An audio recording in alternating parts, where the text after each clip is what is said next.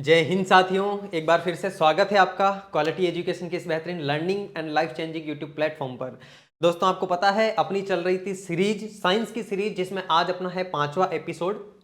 जिन साथियों ने 4 एपिसोड नहीं देखे हैं, आई बटन में आपको प्लेलिस्ट मिल जाएगी या फिर कमेंट बॉक्स में पिन की हुई आपकी प्लेलिस्ट आपको मिल जाएगी। जाकर के पिछले वाले एपिसोड भी देख लेना। और मोस्ट इंपॉर्टेंट एपिसोड है आपके लिए ये, क्यों? क्योंकि ये एनसीईआरटी पर आधारित है, कंप्लीट जो भी अपने एपिसोड है। और आज का टॉपिक अपना है मानव शरीर की संरचना एवं अंग तंत्र।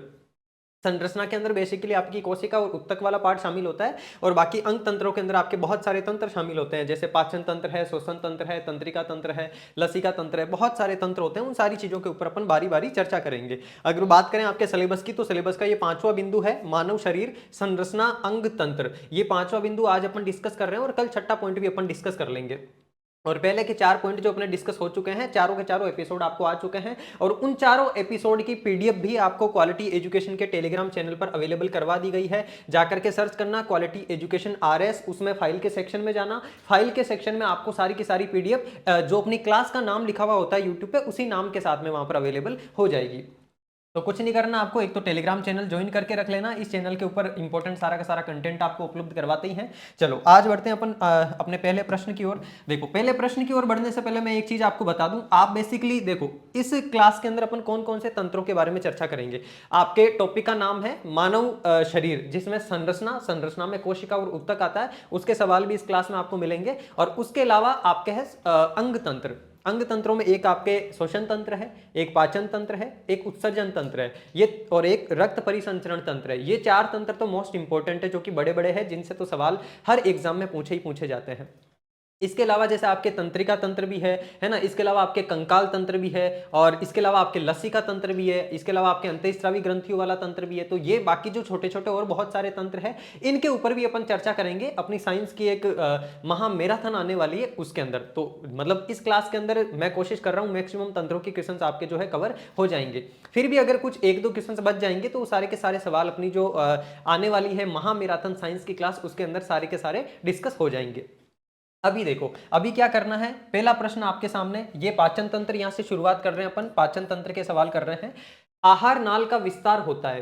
देखो, पाचन तंत्र के अंदर क्या होता है बेसिकली, ये एक डायग्राम है आपके सामने। थोड़ा सा मैं पाचन तंत्र के बारे में बता देता हूं। पाचन तंत्र बेसिकली संबंधित होता है, आप जो भी भोजन ग्रहण करते हो, उस भोजन को पचा करके उस भोजन से इंपॉर्टेंट महत्वपूर्ण जो पदार्थ होते हैं, उनको शरीर के रक्त में मिला देना, शरीर के बाकी अंगों तक पहुंचा देना।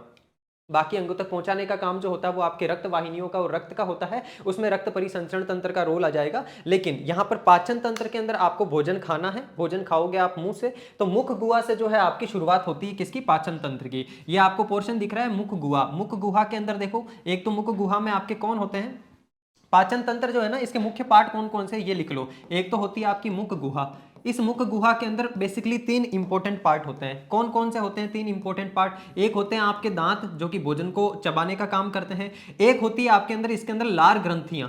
क्या होती है? लार ग्रंथियां। ये लार ग्रंथियां क्या करती है? ये भोजन को पचाने के लिए और थोड़ा लचीला बनाने के लिए, ताकि वो ग्रसनी से जो आसानी से नीचे शरीर में जा सके, उसके लिए यहाँ पर इंपॉर्टेंट एंजाइम्स वो रिलीज करती है। और इसके अलावा एक और होती है आपकी कौन? जीभ। ये जीभ क्या करती है? स्वाद लेने का काम करती है। तो ये 3 चीजें होती है मुख गुहा में। दांतों का भी अपना एक इंपॉर्टेंट रोल होता है, दांतों से आपसे सवाल पूछा जा सकता है। लार ग्रंथियां होती है, कौन से भोजन के पार्ट का जो है पाचन आपके मुंह के अंदर हो जाता है। और एक आपकी जीभ होती है, जिसमें क्या होती है, जीभ में बहुत सारी लसिकाएं होती है आपकी, या ऐसे कह लो स्वाद ग्रंथियां होती है बहुत सारी, जो भोजन का स्वाद लेती है। तो मुख गुहा से शुरुआत होती है किसकी? आपके पाचन तंत्र की। मुख गुहा से लेकर के आपके ये पूरी की पूरी ग्रसनी होती है, ठीक है, जिसको इसोफेगस के नाम से जाना जाता है। ये आपकी ग्रसनी होती है। ग्रसनी से भोजन पहुंचता है आपके आमाशय के अंदर। ये आपका आमाशय है। इस आमाशय में भोजन आएगा। आमाशय के पास में यहां पर आपका यकृत होता है। इस यकृत के अंदर एक आपकी पित्ताशय होता है, जो कि पित्त रस को जनरेट करता है। और वो पित्ताशय तो पित्त रस को जनरेट करेगा, उसको स्टोर करने का काम यकृत करेगा, और वो भी भोजन के अंदर रिलीज हो जाता है। फिर आपकी छोटी आंत आती है। छोटी आंत के पास में यहां पर आपका अग्नाशय होता है। ये अंग मैं इसलिए बता रहा हूं, आपसे पूछ सकता है डायरेक्टली एग्जामिनर कि अग्नाशय जो है ये कौन से तंत्र का भाग है? श्वसन तंत्र का भाग है, पाचन तंत्र का भाग है, उत्सर्जन तंत्र का भाग है? तो आपको पता होना चाहिए, ये आपके अग्नाशय होता है। इससे अग्नाशय रस निकलता है। वो अग्नाशयी रस भी क्या करता है, एंजाइम का मतलब प्रोटीन का पाचन करने का काम करता है। ट्रिप्सिन एंजाइम होता है उसके अंदर, उससे जो है छोटी आंत के अंदर ही वो मिल जाता है। फिर छोटी आंत होती है इस प्रकार से, ये बहुत बड़ी, और छोटी आंत्र से फिर बनती है आपकी बाद में बड़ी आंत्र, ये जिसको बृहदांत्र बोलते हैं। शुद्धनांत्र तो छोटी आंत होती है, बृहदांत्र बड़ी आंत होती है, और उसके बाद में आपकी मलाशय, और मलाशय से फिर गुदा, ये गुदा जो होता है या मल द्वार कह लो, जिससे शरीर से बाहर निकल जाता है। तो मुख गुहा से प्रारंभ होकर के कहां तक, गुदा तक, ये पूरी की पूरी आपकी आहार नाल होती है, जिसके अंदर भोजन आप ग्रहण करते हो। ग्रहण करने से लेकर के भोजन का पाचन होना, भोजन का पाचन होकर के उस पाचन हुए भोजन में से महत्वपूर्ण पदार्थों का अवशोषण होना, और जो बाकी अपशिष्ट बच गया उस अपशिष्ट को बाहर निकाल देना। ये पूरा का पूरा जो सीरीज है इसको आहार नाल के नाम से जाना जाता है। किसके नाम से जाना जाता है, आहार नाल के नाम से जाना जाता है। और इस आहार नाल की लंबाई कितनी होती है साथियों, इसकी लंबाई लगभग 30 फीट के करीब लंबाई होती है। मुख गुहा से लेकर के आप गुदा द्वार तक जाओगे, करीबन इसकी 30 फीट की लंबाई होती है, जिसमें सारी चीजें आ जाती है। ग्रसिका भी आ जाती है, आपकी आमाशय भी आ जाता है, और ये आपकी छोटी आंत भी आ जाती है, बड़ी आंत भी आ जाती है, मलाशय और गुदा भी आ जाता है। तो आपसे सवाल में क्या पूछा है कि आहार नाल का विस्तार होता है। आहार नाल का विस्तार कहां से होता है, मुख गुहा से आहार नाल शुरुआत होती है, और आपका जो मल द्वार या गुदा होता है वहां तक आहार नाल होती है। ये कह रहा है ग्रसिका से बृहदांत्र तक, तो ये तो बात गलत हो गई। बृहदांत्र का मतलब बड़ी आंत तक, ग्रसिका से थोड़ी शुरू होती है। आहार नाल तो मुख गुहा से ही शुरू हो जाती है। मुख गुहा के अंदर आपके दांत भी आते हैं जो भोजन को चबाने का काम करते हैं। उसके अलावा आपकी लार ग्रंथियां होती है, जिनमें आपके टाइलिन नाम का एक एंजाइम निकलता है, जो एंजाइम कार्बोहाइड्रेट का पाचन करता है। ध्यान रखना, एग्जामिनर आपसे पूछ सकता है कि मुख गुहा में पाचन होता है या नहीं होता है, तो मुख गुहा में भी भोजन का पाचन होना शुरू हो जाता है। इसीलिए हमारे पूर्वज कहते थे कि भोजन को चबा चबा करके खाना चाहिए, क्योंकि आप भोजन को जब चबाते हो, एक तो वो छोटे छोटे पार्टिकल में टूट जाता है, जिससे कि शरीर को अंदर वो भोजन जाने के बाद में अपने पाचन तंत्र को ज्यादा मेहनत करने की जरूरत ना पड़े, आसानी से उसका पाचन हो सके। और दूसरी इंपॉर्टेंट चीज होती है कि मुंह में भोजन को चबाते टाइम लार ग्रंथियों से जो टाइलिन एंजाइम निकलता है, वो कार्बोहाइड्रेट का पाचन शुरू कर देता है मुख गुहा के अंदर ही। तो पाचन का कार्य आपके मुख गुहा से ही प्रारंभ हो जाता है, यह बात आपको ध्यान रखनी है। तो ये तो होगा नहीं। अगला कह रहा है मुख गुहा से आमाशय तक। आमाशय तक ही थोड़ी होती है, आहार नाल तो पूरी की पूरी गुदा द्वार तक होती है। तो मुख गुहा से गुदा द्वार तक, राइट आंसर क्या हो जाएगा अपना इसका, ऑप्शन नंबर सी। देखो कितना बेसिक सा सवाल है, लेकिन ये सवाल आपने जान लिया संरचना से कि पाचन तंत्र की शुरुआत मुख गुहा से होकर के कहां तक होती है, गुदा द्वार या फिर आपके मल द्वार तक होती है। चलो यहां पर मैंने आपको बताया ये आपके दांत होते हैं। दांत कितने होते हैं आपके, जो वयस्क होते हैं उनमें 32 दांत होते हैं, और 18 साल से कम उम्र के लोगों में कितने, 28 दांत होते हैं। इसके दांतों के लिए भी सूत्र होता है कि आपका कर्तनक, रदनक, अग्र, चमणक, चमणक, 4 प्रकार के दांत पाए जाते हैं। आगे वो भी सवाल आ जाएगा अपना, सवालों के माध्यम से अपन पूरा का पूरा इसको डिस्कस करेंगे। एक जो इंपॉर्टेंट बात आपको यहाँ पे ध्यान रखनी है ना साथियों, एक तो ये बात ध्यान रखनी है कि जो ग्रसिका होती है ना, इस ग्रसिका का क्या काम होता है, ग्रसिका के अंदर संकुचन की क्रिया होती है। कौन सी क्रिया होती है, संकुचन क्रिया होती है। और उस संकुचन क्रिया के कारण इस ग्रसिका का क्या काम होता है, केवल इतना सा काम होता है कि भोजन को मुख गुहा से लेकर के आमाशय तक पहुंचाना है। बाकी ग्रसनी के अंदर किसी भी तरह का पाचन नहीं होता है। ग्रसनी के अलावा चाहे आपके मुख गुहा ले लो, चाहे आमाशय ले लो, चाहे छोटी आंत ले लो, चाहे बड़ी आंत ले लो, हर जगह पर भोजन का पाचन और अवशोषण होने का काम होता है। जैसे बड़ी आंत में तो अवशोषण का काम होता है, छोटी आंत में भी आपके भोजन का पाचन होता है, आमाशय में भी पाचन होता है, और मुख गुहा के अंदर भी पाचन होता है। लेकिन ग्रसनी में किसी भी प्रकार का पाचन का कार्य नहीं होता है। तो ये बात ध्यान रखना है, ग्रसनी में क्या नहीं होता है, ग्रसनी में पाचन जो है ये पाचन नहीं होता है। फिर क्या होता है, इसमें संकुचन की क्रिया होती है, जिस कारण ये क्या करती है, मुख गुहा से भोजन को केवल आमाशय तक पहुंचाती है। अब देखो थोड़ा सा मैं प्रोसेस बता देता हूं। यहां से आपने भोजन ग्रहण किया, दांतों से चबाया, लार ग्रंथियां उसमें मिली, लार ग्रंथियों में आपके टाइलिन एंजाइम कार्बोहाइड्रेट का पाचन मुख गुहा के अंदर ही कर देगा। फिर वो भोजन चबाया हुआ इस ग्रसनी के थ्रू, ग्रसनी में संकुचन की क्रिया होती है, अपने आप संकुचन की क्रिया होती है, जिससे भोजन क्या नीचे प्रवाहित होता रहता है, नीचे शरीर में जाता रहता है। अब भोजन आ जाएगा आपके कहां पर, आमाशय के अंदर। जैसे ही आमाशय में आएगा, आपसे इंपॉर्टेंट सवाल यहां से पूछा जा सकता है कि आमाशय में जो है कौन कौन से पदार्थों का पाचन होता है। तो आमाशय में केवल और केवल प्रोटीन का पाचन होता है, और किसी भी अन्य खाद्य पदार्थ का पाचन नहीं होता। जैसे कार्बोहाइड्रेट है, चाहे आपका वसा है, चाहे और अदर मिनरल्स है, उनका पाचन आगे जाकर के छोटी आंत में होता है। आमाशय में किसका पाचन होता है, केवल और केवल प्रोटीन का पाचन होता है आमाशय में। तो भोजन जैसे ही आपका आमाशय के अंदर आएगा, ये जो आमाशय है, ये आमाशय क्या करता है साथियों, ये आमाशय 3 चीजें रिलीज करता है। ठीक है, ये थोड़ा सा मैं आपको बता रहा हूं, एक सिस्टम समझा दे रहा हूं इसका। इस आमाशय के अंदर एक तो देखो जिसको अपन जठर रस बोलते हैं, हाइड्रोक्लोरिक अम्ल, ये रिलीज होता है। इसके अलावा एक आपकी श्लेष्मा, श्लेष्मा का स्त्रावण करता है ये, और श्लेष्मा के साथ में ये किसका स्त्रावण करता है, ये एक एंजाइम का स्त्रावण भी करता है। ये एंजाइम क्या काम करता है, ये एंजाइम प्रोटीन का पाचन करने का काम करता है। अब ये जो एंजाइम होते हैं ना, ये एंजाइम भी दो होते हैं प्रोटीन का पाचन करने के लिए। एक आपका पेप्सिन एंजाइम होता है। कौन सा एंजाइम होता है? एक तो होता है आपका पेप्सिन और एक होता है आपका कौन सा? Renin enzyme. कौन सा होता है? Rennin enzyme. जो पेप्सिन होता है, ये पेप्सिन क्या काम करता है? ये पेप्सिन तो जनरली आपका जो प्रोटीन होता है उस प्रोटीन का पाचन करने का काम करता है जो भोजन के अंदर पाया जाता है, उस प्रोटीन को पचा देगा। और रेनिन जो होता है ना, ये भी प्रोटीन का ही पाचन करता है, लेकिन रेनिन एंजाइम केवल और केवल दूध में पाए जाने वाले केसिन प्रोटीन का पाचन करता है। दूध में कौन सा प्रोटीन पाया जाता है? केसिन प्रोटीन पाया जाता है। तो ये जो रेनिन एंजाइम है, ये दूध में पाए जाने वाले केसिन प्रोटीन का पाचन करता है। और इतनी सी बात ध्यान रखना, ये जो रेनिन एंजाइम है ना, इसका स्त्रावण 7 से 8 साल की उम्र होती है बच्चे की, तब तक ही स्त्रावण होता है। क्योंकि ये माना जाता है कि बच्चा जो है पहले माँ का दूध पीता है, माँ के दूध के अंदर भी वो प्रोटीन पाया जाता है, फिर और उसको दूध पिलाया जाता है तो वो दूध के अंदर केसिन प्रोटीन पाया जाता है। उसके बाद में धीरे धीरे ये बाद में रेनिन एंजाइम जो है ये रिलीज होना बंद हो जाता है, क्योंकि बाद में जो है ये माना जाता है कि बच्चा दूध नहीं पिएगा। बाद में केवल पेप्सिन एंजाइम होता है। तो रेनिन एंजाइम 7-8 साल की उम्र तक ही स्रावित होता है। अब देखो, आमाशय के अंदर जो ये HCl रिलीज हुआ है ना, हाइड्रोक्लोरिक अम्ल, ये अम्ल तो क्या करता है? ये अम्ल बेसिकली आमाशय के अंदर एक एसिडिक नेचर क्रिएट कर देता है, एक अम्लीय माध्यम तैयार कर देता है। और वो अम्लीय माध्यम क्यों जरूरी है? वो अम्लीय माध्यम इसलिए जरूरी है ताकि वहां पर प्रोटीन का पाचन हो सके। अगर अम्लीय माध्यम नहीं होगा तो वहां पर आपका जो ये पेप्सिन एंजाइम है ये काम ही नहीं करेगा। तो पेप्सिन एंजाइम काम कर सके, पेप्सिन एंजाइम को एक्टिवेट कर सके, उसको एक तरीके से उत्तेजित कर सके, तो पेप्सिन एंजाइम को उत्तेजित करने के लिए आमाशय को हाइड्रोक्लोरिक अम्ल रिलीज करना होता है। हाइड्रोक्लोरिक अम्ल क्या करता है? भोजन का माध्यम जो होता है उसको अम्लीय बना देता है ताकि आमाशय के अंदर प्रोटीन का पाचन हो सके। ठीक है, अब प्रोटीन का पाचन तो हो गया, लेकिन आमाशय की जो भित्ति होती है अंदर की, उस भित्ति को साथियों इस हाइड्रोक्लोरिक अम्ल से नुकसान भी पहुंचता है। तो आप कहोगे गुरुजी फिर क्या, ये तो हाइड्रोक्लोरिक अम्ल तो बन गया आमाशय के अंदर, अब वो भित्ति भी खराब हो जानी चाहिए। लेकिन वो भित्ति खराब ना हो HCl अम्ल से, उसके लिए ये साथ में एक श्लेष्मा का स्त्रावण और करता है आमाशय। ये श्लेष्मा क्या करती है? आमाशय की जो आंतरिक भित्ति होती है उसका हाइड्रोक्लोरिक अम्ल से क्या करती है? रक्षा करती है। यानी कि आमाशय का मुख्य काम क्या हो गया? मुख्य काम हो गया आमाशय के आपके भोजन का पाचन करना। भोजन जैसे ही आमाशय के अंदर जाता है, आमाशय फूल जाता है। आपने देखा होगा भोजन करने के बाद पेट थोड़ा सा बड़ा महसूस होता है। वो पेट बड़ा होता है ना, वो केवल और केवल आपका आमाशय का आकार बढ़ता है, उस वजह से ही पेट आपका बड़ा होता है। और आमाशय फिर क्या करेगा? हाइड्रोक्लोरिक अम्ल रिलीज करेगा, साथ में श्लेष्मा का स्त्रावण करेगा, और हाइड्रोक्लोरिक अम्ल के साथ में और वो आपके जो है एंजाइम रिलीज करेगा। अब ये पेप्सिन एंजाइम प्रोटीन का पाचन कर देगा। जैसे ही पाचन होगा और ये साथ में श्लेष्मा का स्त्रावण होता है, ये श्लेष्मा आमाशय की आंतरिक दीवार का HCl से क्या करती है? प्रोटेक्शन करती है। आपसे पूछा जा सकता है आमाशय में स्त्रावित होने वाली श्लेष्मा का क्या कार्य होता है? श्लेष्मा का मुख्य कार्य होता है HCl से आमाशय के अंदर की दीवार की रक्षा करना। ठीक है, और HCl का मुख्य काम क्या होता है? HCl का मुख्य काम होता है प्रोटीन का पाचन करना। और प्रोटीन का मतलब प्रोटीन का पाचन करने के लिए जो आपका एंजाइम होता है पेप्सिन एंजाइम, उसको एक्टिवेट करना, ये मुख्य काम होता है किसका? HCl का। ना कि HCl भोजन का पाचन करता है। HCl केवल और केवल एक मीडियम देता है, केवल एक ऐसा मीडियम देता है जिस मीडियम के अंदर क्या होता है? पेप्सिन एंजाइम एक्टिवेट होता है, जो कि आपके प्रोटीन का पाचन करता है। तो यहां आमाशय के अंदर वो क्रिया हो गई। फिर यह यकृत है, यकृत ये पित्ताशय है, इससे क्या निकलता है? पित्तरस फिर किसमें मिलता है? भोजन में मिलता है। उसके बाद में जैसे ही भोजन आगे जाता है, छोटी आंत के अंदर अग्नाशय से अग्नाशयी रस निकलता है, जिसके अंदर भी ट्रिप्सिन एंजाइम होता है। ट्रिप्सिन एंजाइम भी क्या करता है? प्रोटीन का पाचन करता है।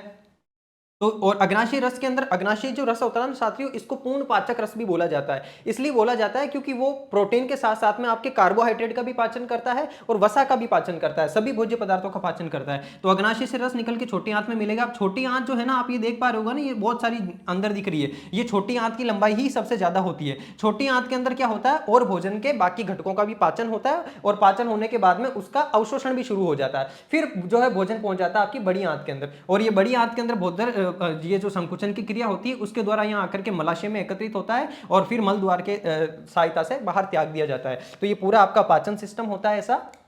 इस पाचन सिस्टम में आपसे सवाल पहला पूछा है कि आहार नाल का विस्तार होता है, मुख गुहा से लेकर के गुदा द्वार तक आहार नाल का विस्तार होता है। चलो अगला प्रश्न देखो, मुंह से आमाशय तक भोजन किसके द्वारा ले जाया जाता है? मुख गुहा से भोजन आमाशय तक किसके द्वारा ले जाया जाएगा?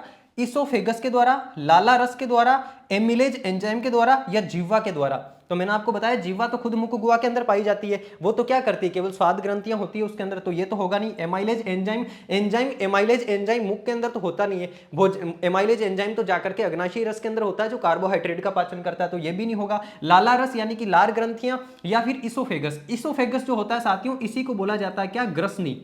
क्या बोला जाता है? ग्रसनी। और यहां पर मैंने आपको बताया था, ये देखो ये ग्रसिका या फिर ग्रसनी जो होती है इसको इंग्लिश में इसोफेगस बोला जाता है। तो ये नाम मैंने अलग यहां पर इसीलिए लिखा है ताकि आपको ये भी ध्यान रहे कि ग्रसनी को ही आपके ग्रसिका बोला जाता है और इसी को इसोफेगस भी बोला जाता है। तो यही क्या काम करती है, मुंह से लेकर आमाशय तक भोजन को ले जाने का काम करती है। कौन? इसोफेगस। चलो अगला प्रश्न देखो, आमाशय में उत्सर्जित हाइड्रोक्लोरिक अम्ल का पाचन में क्या मुख्य कार्य होता है? पाचन में मुख्य कार्य क्या होता है किसका? हाइड्रोक्लोरिक अम्ल का। अभी मैं पीछे बता चुका हूं आपको।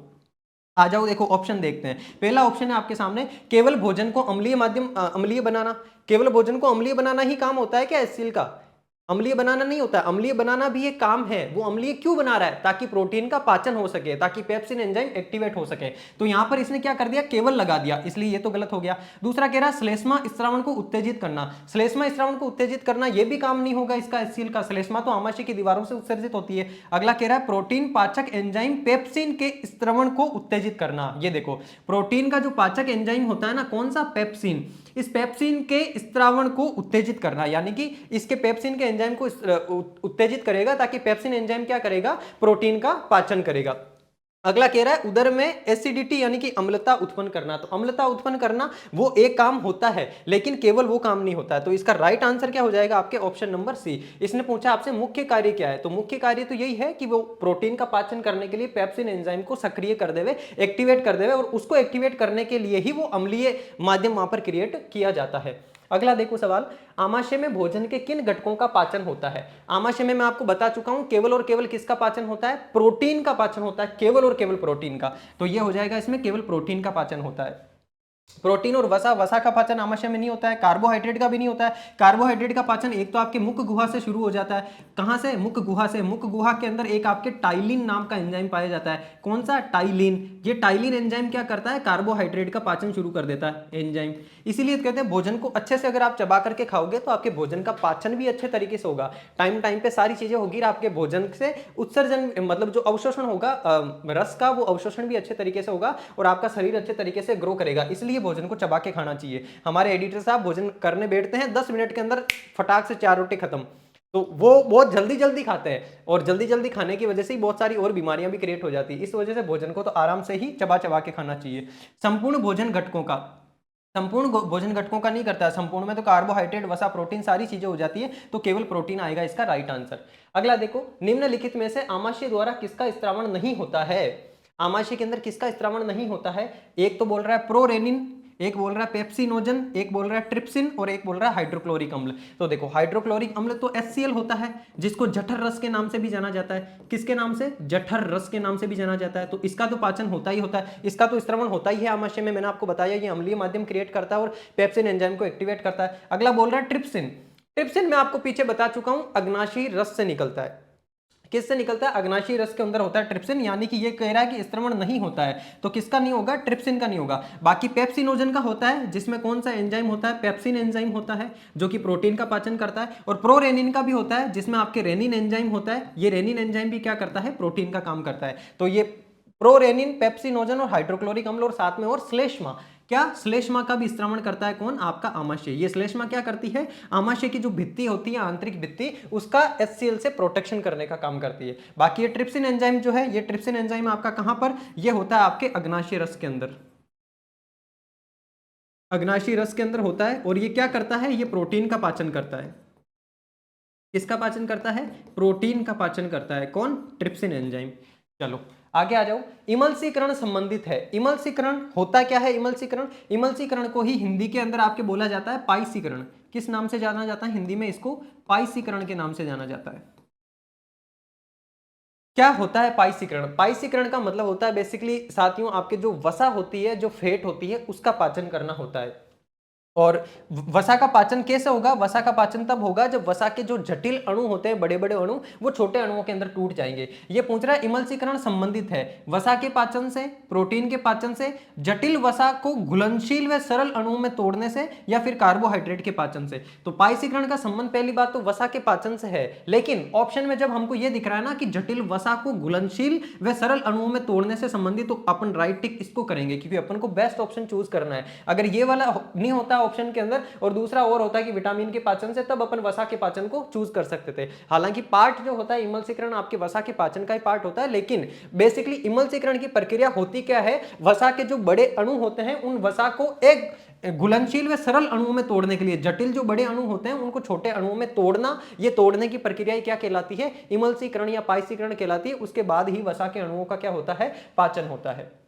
अगला देखो, पूर्ण पाचक रस किसे कहा जाता है, जठर रस, जठर रस तो आपका HCl होता है, हाइड्रोक्लोरिक अम्ल। पित्त रस पित्ताशय से निकलता है जो कि यकृत के अंदर पाया जाता है। अग्नाशयी रस या फिर आंत्रीय रस, तो साथियों जो अग्नाशयी रस होता है, इस अग्नाशयी रस को ही पूर्ण पाचक रस बोला जाता है। मैंने अभी आपको बताया अग्नाशयी रस जो होता है ये आपके कार्बोहाइड्रेट का भी पाचन करता है। किसका पाचन करता है, कार्बोहाइड्रेट, कार्बोहाइड्रेट का भी पाचन करता है आपके अग्नाशयी रस। इसके अलावा ये प्रोटीन का भी पाचन करता है, और प्रोटीन के साथ में ये वसा का भी पाचन करता है ना, क्योंकि ये भोजन के लगभग सभी पदार्थों का पाचन कर रहा है, इस वजह से इसको क्या बोला जाता है, पूर्ण पाचक रस बोला जाता है। आप कहोगे गुरुजी कार्बोहाइड्रेट का पाचन किससे किया जाता है, तो इसमें एक एंजाइम होता है साथियों, एमाइलेज एंजाइम।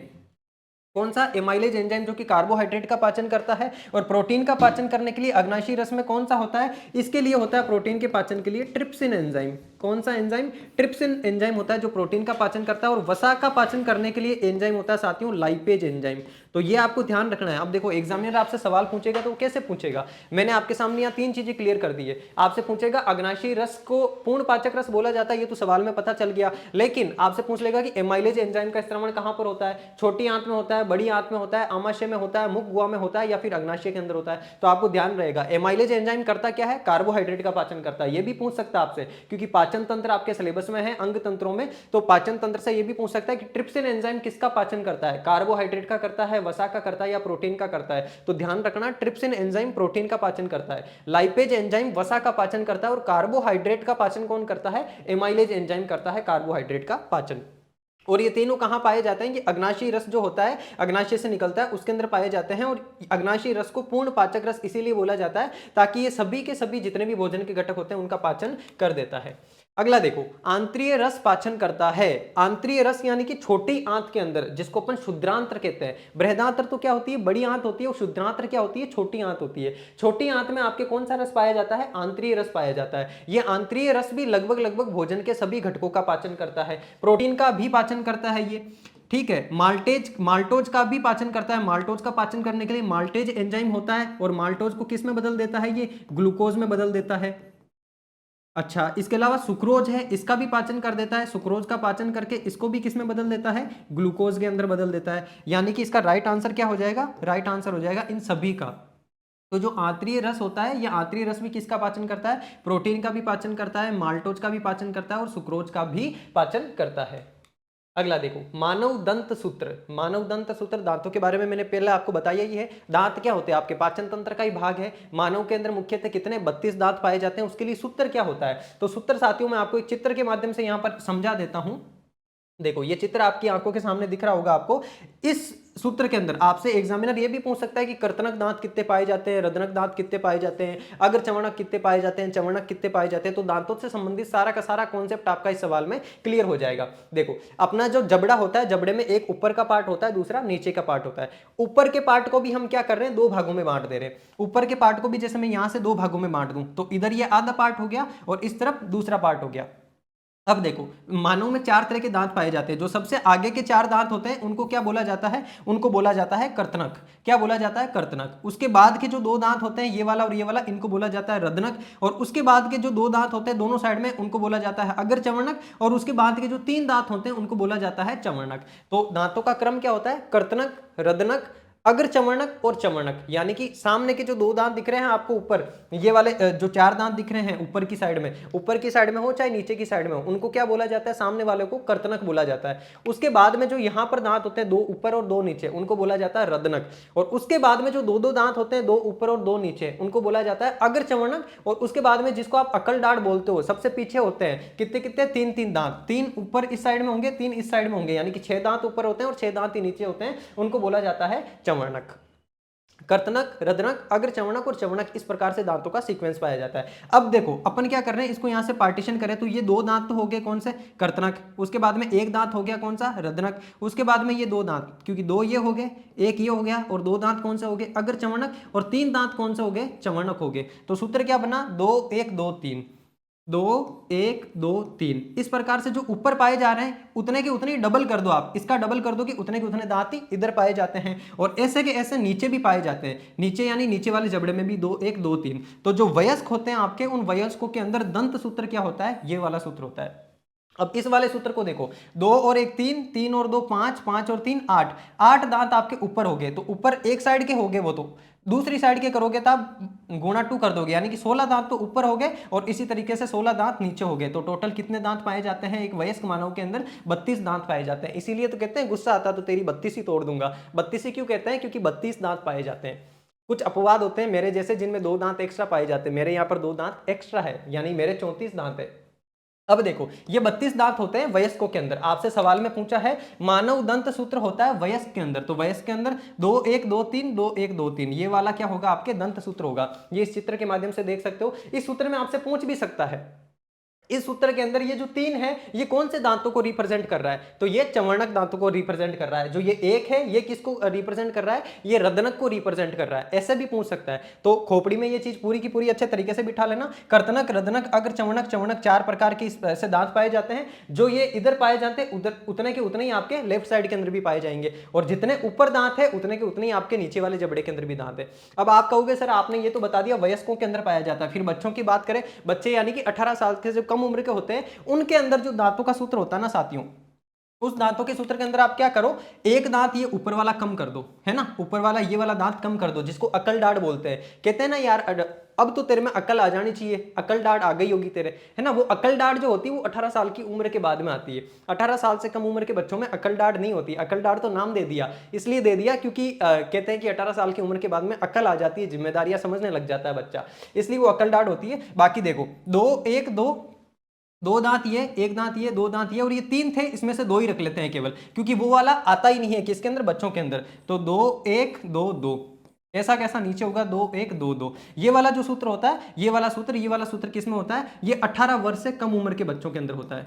18 वर्ष से कम उम्र, तो 18 वर्ष से कम उम्र वालों के अंदर जो है दंत सूत्र क्या होगा, 2 1 2 2, यानी 21 22 21 22, और वयस्क जो होते हैं उनमें 21 23 21 23। अब देखो यहां पर एक दांत ऊपर कम हुआ तो एक दांत इधर भी कम हो गया, यानी 2 दांत ऊपर कम हो गए और 2 दांत नीचे कम हो गए, यानी कि बच्चों के अंदर इसमें 18 साल से कम उम्र के में दांत कितने पाए जाते हैं, केवल 28 ही दांत पाए जाते हैं। और जैसे ही वो अकल डाढ़ आती है आपकी, 2 ऊपर की साइड में 2 नीचे की साइड में, वो 4 दांत और आते हैं, तो आपके टोटल दांत कितने हो जाते हैं, 32 दांत हो जाते हैं। आई होप ये वाला कॉन्सेप्ट आपका क्लियर हो पाया होगा आपका मानव दंत सूत्रों से। यहां से यही सवाल पूछे जा सकते हैं आपसे, मतलब अब वो और सवाल थोड़ा डीप में जाए कि यार चीर फाड़ का काम कौन से दांत करते हैं, भोजन को चबाने का काम कौन से दांत करते हैं, तो वो अपनी जो क्लास होगी महामैराथन उसके अंदर अपन और इन्वॉल्व कर लेंगे। अभी मेरा बेसिक काम है आपका टॉपिक पूरा का पूरा 1-1.25 घंटे के अंदर कंप्लीट आपको कवर करवाना, एक मोटा मोटा आइडिया देना कि यहाँ से ऐसे ऐसे सवाल आ सकते हैं, और मैक्सिमम सवाल आपके इस टॉपिक से आएंगे, वो इस क्लास से ही आएंगे। बाकी कुछ और बच जाता है तो संपूर्ण अपन सब कुछ कवर कर सकें, उसी के लिए महामैराथन ला रहे हैं।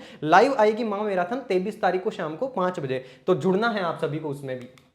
देखो अगला सवाल, पेट की अम्लीयता के उपचार में प्रयुक्त प्रति अम्ल नहीं है। अब देखो कहते हैं ना बहुत बार पेट के अंदर क्या हो गई, एसिडिटी हो गई साहब, क्या हो गई, एसिडिटी हो गई, यानी कि अम्लता क्रिएट हो गई, यानी कि हाइड्रोक्लोरिक अम्ल ज्यादा स्रावित हो गया, तो जलन सी होने लग जाती है पेट के अंदर। तो वहां पर क्या लिया जाता है, फिर प्रति अम्ल लिया जाता है, यानी कि एंटासिड लिया जाता है। एंटासिड क्या काम करता है, उस एसिड को न्यूट्रलाइज करने का काम करता है, उदासीन कर देता है। ये आपसे पूछ रहा है कि पेट की अम्लता के उपचार में प्रयुक्त प्रति अम्ल नहीं है, कौन सा प्रति अम्ल का काम नहीं करता है। एक आपके जो इनो होता है साथियों, वो प्रति अम्ल का काम करता है। इनो के अंदर क्या होता है, सोडियम बाइकार्बोनेट होता है।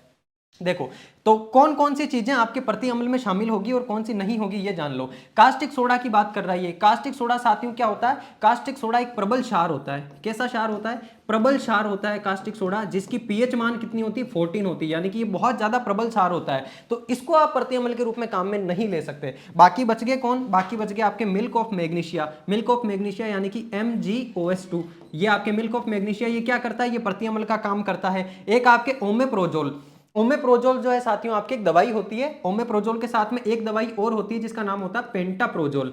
क्या, पेंटाप्रोजोल। ये दोनों की दोनों दवाइयां भी किसके काम में ली जाती है, एंटासिड के लिए ही काम में ली जाती है। आपने देखा होगा डॉक्टर आपके घर आया, पेट दर्द हो रहा है, तो पेट दर्द हो रहा है, गैस बन रही है, ऐसा वो आपसे सवाल पूछता है, फिर आपको कुछ टेबलेट्स देता है कि सुबह सुबह भूखे पेट इनको लेना है ना, जिसको मारवाड़ी में बोलते हैं मादड़िया, भूखे पेट का मादड़िया। तो जो भूखे पेट का मादड़िया होता है वो और कुछ नहीं, वो या तो ओमेप्रोजोल होता है या पेंटाप्रोजोल होता है। ये क्या काम करता है, ये एंटासिड का काम करता है, यानी कि जो पेट में एसिड बन रहा होता है उसको न्यूट्रलाइज करने का काम करता है। एक सामने आपके है एल्यूमिनियम हाइड्रोक्साइड। एल्यूमिनियम हाइड्रोक्साइड का मतलब हो गया AlOH3। ये जो एल्यूमिनियम हाइड्रोक्साइड है साथियों, ये भी एंटासिड के तौर पे काम करता है। एक और ध्यान रखना, सोडियम बाइकार्बोनेट NaHCO3, ये भी किसका काम करता है, एंटासिड का काम करता है। ये मैंने आपको जो अपनी साइंस की पुरानी क्लास हुई थी उसके अंदर भी बताया था। तो आपसे सवाल में पूछ रहा है कि प्रति अम्ल नहीं है, तो आपका कास्टिक सोडा है, इसको प्रति अम्ल के रूप में काम में नहीं ले सकते क्योंकि प्रबल क्षार होता है, इसका पीएच मान बहुत ज्यादा होता है, 14 होता है। बाकी ये सारी की सारी चीजें आपके प्रति अम्ल के रूप में काम में आ सकती है। चलो आगे देखो, हमारे शरीर का कठोरतम भाग होता है। शरीर का सबसे कठोरतम भाग कौन सा होगा साथियों, अपने जो दांत होते हैं, दांतों के ऊपर एक परत पाई जाती है जिसको बोलते हैं इनेमल, जो कि किसकी बनी होती है, कैल्शियम और फास्फोरस की बनी होती है। ये परत जो है सबसे कठोरतम भाग है हमारे शरीर का। लोग सोचते होंगे कि हड्डियां होगी या फिर अपनी खोपड़ी है, ये खोपड़ी होगी कठोरतम भाग, या फिर फीमर हड्डी होती है ये मजबूत होती है, ये होगी नहीं। सबसे मजबूत या सबसे कठोरतम भाग शरीर का होता है तो वो इनेमल होता है। इनेमल क्या होता है, दांतों के ऊपर एक परत पाई जाती है जो कि किसकी बनी होती है, जो कि आपके कैल्शियम और फास्फोरस की बनी होती है। तो कठोरतम भाग आपका क्या होगा, इनेमल होगा।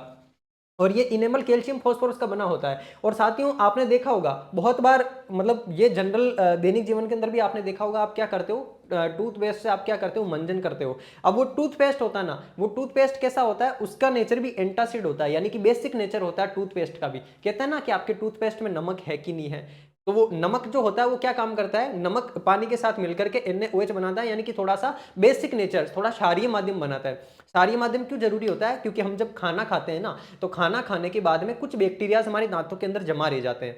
अब वो बैक्टीरियाज क्या करते हैं, वो एसिड क्रिएट करने का काम करते हैं, वो अम्ल बनाने का काम करते हैं। और वो बैक्टीरिया जो अम्ल बनाते हैं ना, वो अम्ल हमारे इनेमल को खराब कर देता है।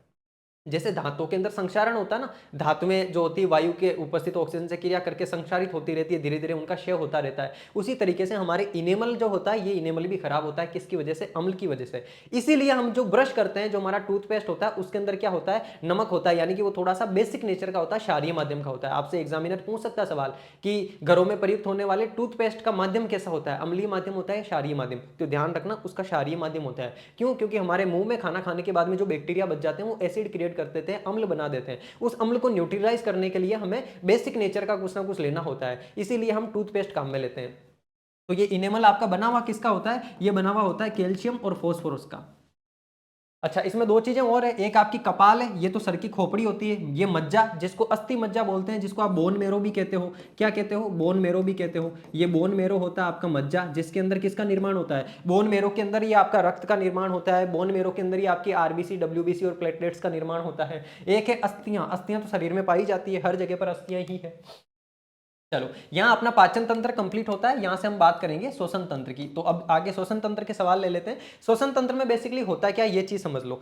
देखो, आप कहोगे कि सर हम श्वास ले रहे हैं, एक चीज नोट करिए आपने कभी, हम श्वास लेते हैं तो यहाँ जो गला होता है ना, इस गले के अंदर यहाँ पे एक ऐसी वो उत्तक पाया जाता है जिसको आप मारवाड़ी भाषा में कागलिया बोलते हो, है ना। अब वो कागलिया क्या काम करता है, जब आप खाना खाते हो ना तो वो श्वास नली को ढक देता है, यानी कि यहां जाने के बाद में अपनी दो तरह की नलियां पार्टीशन हो जाती है। एक आपकी ग्रसिका होती है जिसको इसोफेगस बोलते हैं, जो कि भोजन को नीचे ले जाने का काम करती है, और दूसरी आपकी श्वास नली होती है जो इस कागलिया के द्वारा ढक दी जाती है। वहां पर वो जो श्वास नली होती है उसके थ्रू श्वास कहां जाता है, फेफड़ों के अंदर जाता है, और फेफड़े जिनको आप फुफ्फुस बोलते हो, ठीक है। तो ये आपका कंठ छंद होता है। ये कंठ छंद क्या काम करता है, ये श्वास नली को और ग्रस नली को, आपकी ग्रसिका को अलग करने का काम करता है। अब यहां से जैसे श्वास नली है, श्वास नली के अंदर आपके आ गया कौन सा, ये जैसे ये श्वास नली, इसके अंदर श्वास आ गया। अब श्वास नली से श्वास आकर के आपके फेफड़ों के अंदर वो श्वास जाता है। अब फेफड़ों के अंदर भी देखो, ये तो श्वसनी हो गई, या श्वास नली आगे जाकर के दो पार्टीशन में बट गई, जिसको श्वसनी बोल दिया। अब ये श्वास फेफड़ों के अंदर जाने के बाद में इन फेफड़ों के अंदर साथियों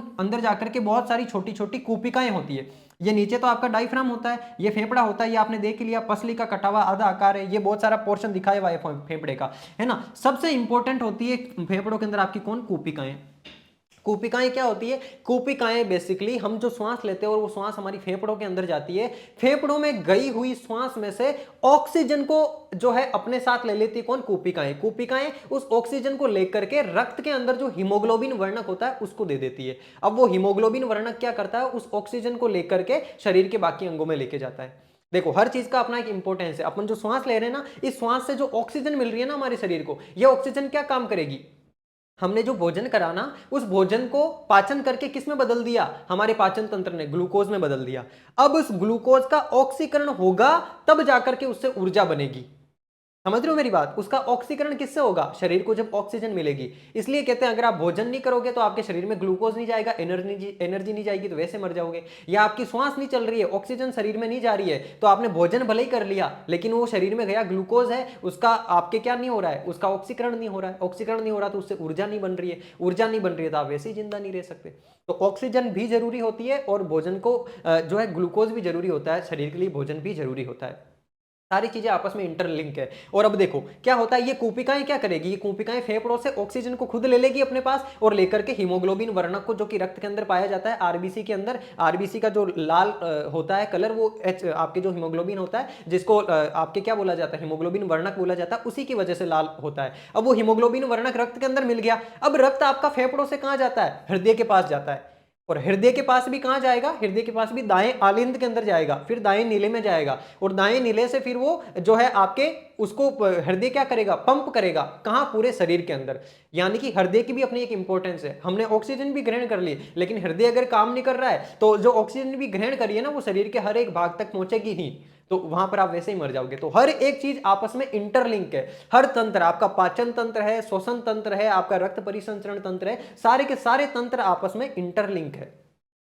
तो ये आपकी जो कूपिकाएं होती है, इन कूपिकाओं का मोस्ट इंपोर्टेंट भाग होता है। या फेफड़े की जो क्रियात्मक या संरचनात्मक इकाई होती है ना, वो भी कौन होती है? कूपिका होती है। जैसे अपने शरीर की क्रियात्मक और संरचनात्मक इकाई क्या होती है? कोशिका होती है, जिसकी खोज रॉबर्ट हुक ने साल 1665 के अंदर की थी। उसी तरीके से फेफड़े की जो क्रियात्मक और संरचनात्मक इकाई होती है वो कूपिका होती है। मोस्ट इंपोर्टेंट होती है कूपिका। अगर कूपिका एक खराब हो जाएगी, जो लोग सिगरेट वगैरह पीते हैं ना, उनके फेफड़े खराब हो जाते हैं, उनकी कूपिकाएं धीरे धीरे खराब होना शुरू हो जाती है, फिर उनको सांस की दिक्कत होती है। वो सांस भी लेते हैं ना, तो ये कूपिकाएं उस सांस में से ऑक्सीजन निकाल ही नहीं पाती है, क्योंकि कूपिकाओं के रंध्र तो बंद हो गए। इसलिए स्मोकिंग वगैरह भी नहीं करनी चाहिए। स्मोकिंग करने से फेफड़े खराब होते हैं, और दारू वगैरह पीते हैं उससे लीवर खराब होता है। लीवर का भी अभी आगे आपको इंपॉर्टेंस समझाऊंगा, बहुत इंपॉर्टेंट रोल होता है लीवर का भी हमारे शरीर में। चलो, तो यहां से श्वसन तंत्र की शुरुआत होती है। अब देखो ये श्वसन तंत्र इस प्रकार से, चलो इस डायग्राम को अपन बाद में थोड़ा सा आगे डिस्कस कर लेंगे। बेसिकली ये श्वसन का पूरा जो सिस्टम होता है उसके ऊपर डिपेंडेंट है। ये हृदय में किस तरीके से रक्त आता है, किस तरीके से बाहर जाता है, श्वास लेने के बाद में जो ऑक्सीजनित रक्त होता है उसके ऊपर है। तो आगे अपन इसके ऊपर बात कर लेंगे। सवाल देखो आपका, पौधे रात्रि में पर्यावरण से कौन सी गैस ग्रहण करते हैं? आप कहोगे गुरुजी ये तो आसान सा सवाल है, पौधे दिन में तो कार्बन डाइऑक्साइड लेते हैं। क्यों? क्योंकि सूर्य का प्रकाश होता है, और सूर्य के प्रकाश के साथ कार्बन डाइऑक्साइड मिलकर के क्या बनाती है? ये बनाती है आपके ग्लूकोज, जो कि पौधों का भोजन होता है, और ग्लूकोज के साथ में ऑक्सीजन बनाती है, जो कि पौधे छोड़ देते हैं। लेकिन रात्रि में प्रकाश होगा नहीं, तो फिर कौन सी गैस लेगी? अब रात्रि में प्रकाश होगा नहीं तो कौन सी गैस लेगी? तब जो है पेड़ पौधे आपके कौन सी गैस लेते हैं? तब ऑक्सीजन गैस लेते हैं साथियों। ये बात ध्यान रखना, रात्रि में जब सूर्य का प्रकाश नहीं होता है तो सूर्य के प्रकाश की अनुपस्थिति में, क्योंकि पौधे भी एक सजीव प्राणी है, पौधा अपना भोजन बनाए उसके लिए उसको आवश्यक होती है कार्बन डाइऑक्साइड, और कार्बन डाइऑक्साइड उसके तभी काम में आ सकती है जब सूर्य का प्रकाश उसको मिलेगा, क्योंकि प्रकाश संश्लेषण की क्रिया सूर्य के प्रकाश में ही होती है। आप पौधे को 1 महीने तक सूर्य का प्रकाश पड़ने ही मत दो, वो पौधा अपना आप ही मुरझा जाएगा, भले ही उसमें कितने ही विटामिन, मिनरल्स, पानी, खाद सब डाल दो आप। सूर्य का प्रकाश जरूरी है पौधे को खुद का भोजन बनाने के लिए, और पौधों को इसलिए स्वपोषी भी कहा जाता है। स्वपोषी मतलब खुद का भोजन वो खुद बनाते हैं सूर्य के प्रकाश को लेकर के। ठीक है, जैसे कृष्ण मूवी के अंदर जादू नहीं था, जादू सूर्य का प्रकाश लेकर के खुद के अंदर एनर्जी आ जाती थी, वैसे ही पौधे भी क्या करते हैं? अपना भोजन खुद ही बना लेते हैं। तो रात्रि में पौधे रात्रि में पर्यावरण से कौन सी गैस ग्रहण करेंगे? ऑक्सीजन गैस ग्रहण करेंगे। और दिन में कौन सी गैस ग्रहण करते हैं? कार्बन डाइऑक्साइड गैस ग्रहण करते हैं। आपसे रात्रि की बजाय अगर ये भी पूछ ले कि अंधेरे में पौधे कौन सी गैस ग्रहण करते हैं, तो अंधेरे में भी वो ऑक्सीजन गैस ही ग्रहण करते हैं, वो भी हमारी तरह सजीव ही होते हैं।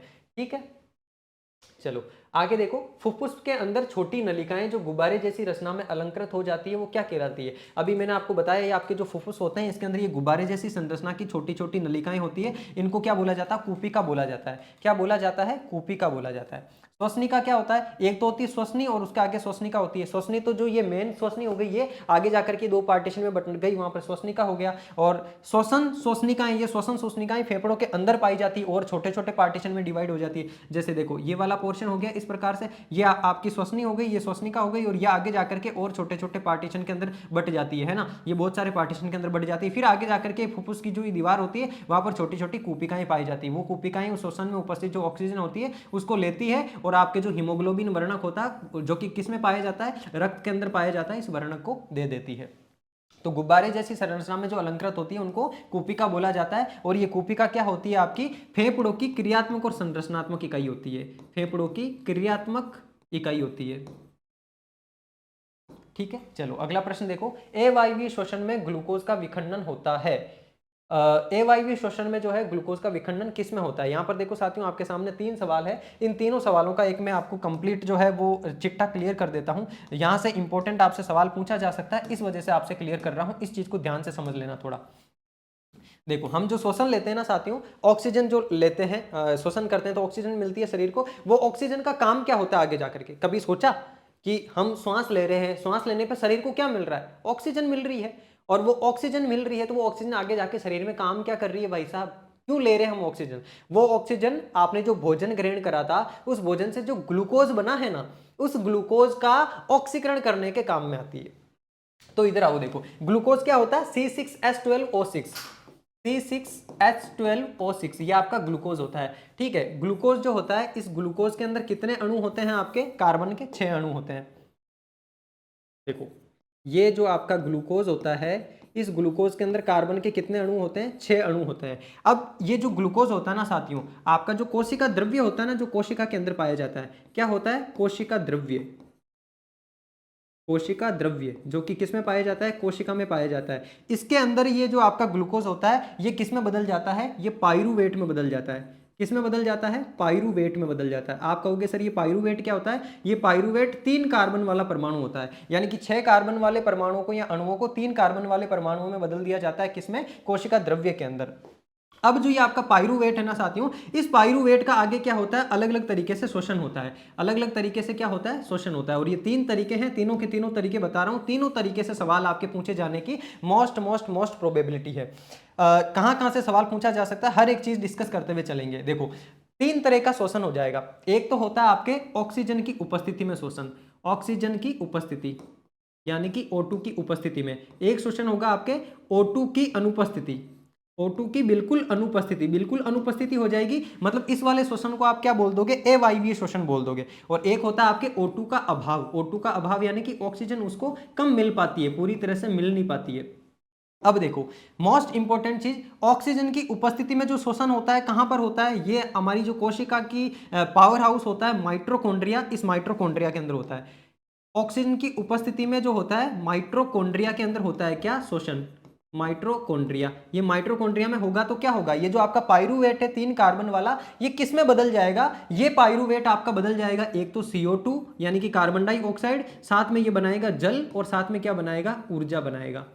तो ये 3 चीजें बनती है कहां पर? ऑक्सीजन की उपस्थिति में। आपसे ये पूछा जाएगा अवायवीय श्वसन और वायवीय श्वसन, 2 प्रकार के श्वसन होते हैं। अवायवीय श्वसन यानी जिसमें ऑक्सीजन बिल्कुल ही नहीं है, और वायवीय श्वसन में भी ऑक्सीजन की भरपूर उपस्थिति है, और दूसरा होता है कि ऑक्सीजन की थोड़ी बहुत कमी हो जाती है, यानी कि O2 का अभाव होता है। तो वायवीय श्वसन उस प्रकार से 2 प्रकार का होता है।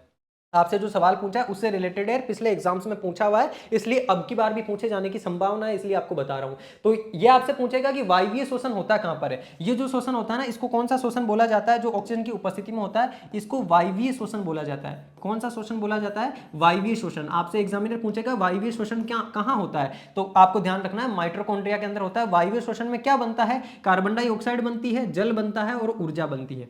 अब देखो ऑक्सीजन की अनुपस्थिति, ऑक्सीजन की अनुपस्थिति में जो शोषण होगा इसको अवायवीय शोषण बोलेंगे। कौन सा शोषण बोलेंगे? अवायवीय शोषण। और ये कहां पर होता है? ये अवायवीय शोषण होता है आपका यीस्ट के अंदर। किसमें होता है? यीस्ट में होता है ये अवायवीय शोषण। और इसमें क्या बनता है साथियों? इसमें तीन चीजें बनती है। इसमें भी देखो, एक आपका CO2 बनेगा और एक आपकी ऊर्जा बनेगी, और ऊर्जा के साथ में एक आपका बनेगा कौन? इथेनॉल। कौन बनेगा? इथेनॉल। ये इथेनॉल बनेगा। आपसे सीधा सीधा एग्जामिनर पूछेगा अवायवीय शोषण में क्या प्राप्त होता है? इथेनॉल प्राप्त होता है, H2O प्राप्त होता है, या फिर आपको लैक्टिक अम्ल प्राप्त होता है? तो वहां पर आपको ध्यान रखना है क्या प्राप्त होता है? इथेनॉल प्राप्त होता है। किसमें? अवायवीय शोषण में। और अवायवीय शोषण होता किसमें है? यीस्ट के अंदर होता है। और O2 के अभाव के अंदर जो शोषण होता है, यह आपके शरीर की जो साथियों पेशी कोशिकाएं होती है ना, कौन सी कोशिकाएं? जो पेशी कोशिकाएं होती है, इन पेशी कोशिकाओं के अंदर क्या होता है? आपके ऑक्सीजन के अभाव में शोषण होता है। और इसमें क्या बनता है? इसमें एक तो देखो आपके क्या बनता है? लैक्टिक अम्ल बनता है साथियों। क्या बनता है? लैक्टिक अम्ल बनता है। और इस लैक्टिक अम्ल के साथ में क्या बनती है? ऊर्जा बनती है। लैक्टिक अम्ल के साथ में क्या बनती है? ऊर्जा बनती है। तो अब देखो यहां से इंपॉर्टेंट चीजें आपके सामने जो निकल करके आई है, एक तो देखो O2 के अभाव में शोषण होता कहां पर है? पेशी कोशिकाओं में होता है। और O2 की अनुपस्थिति में शोषण कहां पर होता है? यीस्ट में होता है। और O2 की उपस्थिति में या वायवीय शोषण कहां होता है? माइटोकॉन्ड्रिया के अंदर होता है। अच्छा, जो वायवीय शोषण होता है उसमें उत्पाद क्या बनता है? CO2, H2O और ऊर्जा बनते हैं। जो यीस्ट के अंदर शोषण होता है या अवायवीय शोषण होता है, उसमें क्या बनता है? मुख्य रूप से इथेनॉल बनता है। और जो आपका O2 के अभाव में पेशी कोशिकाओं में शोषण होता है, उसमें क्या बनता है? लैक्टिक अम्ल बनता है। ये वाला चार्ट आप लोगों के लिए मोस्ट मोस्ट मोस्ट इंपॉर्टेंट है, कॉपी में छाप के रख लेना। यहां से एक सवाल तो पक्का पूछा जाने की प्रबल संभावना है। तो देखो ये रहा आपका सवाल, अवायवीय शोषण में ग्लूकोज का विखंडन किसमें होता है? देखो अल्टीमेटली आपका ग्लूकोज ही था। ग्लूकोज को कोशिका द्रव्य में पहले पाइरूवेट के अंदर बदल दिया और फिर पाइरूवेट आगे बदल रहा है। तो अल्टीमेटली बदल तो आपका ग्लूकोज ही रहा है ना। हमने जो ऑक्सीजन ली वो ऑक्सीजन ही तो क्या कर रही है? ये शोषण का काम कर रही है। तो देखो ये ग्लूकोज जो है क्या पूछा उसने? अवायवीय शोषण में। किसमें हो रहा है अवायवीय शोषण? ये रहा अवायवीय शोषण। अवायवीय शोषण ये ग्लूकोज किस में बदल रहा है? ये इथेनॉल में बदल रहा है। तो इसमें राइट आंसर क्या होगा आपका? इथेनॉल होगा।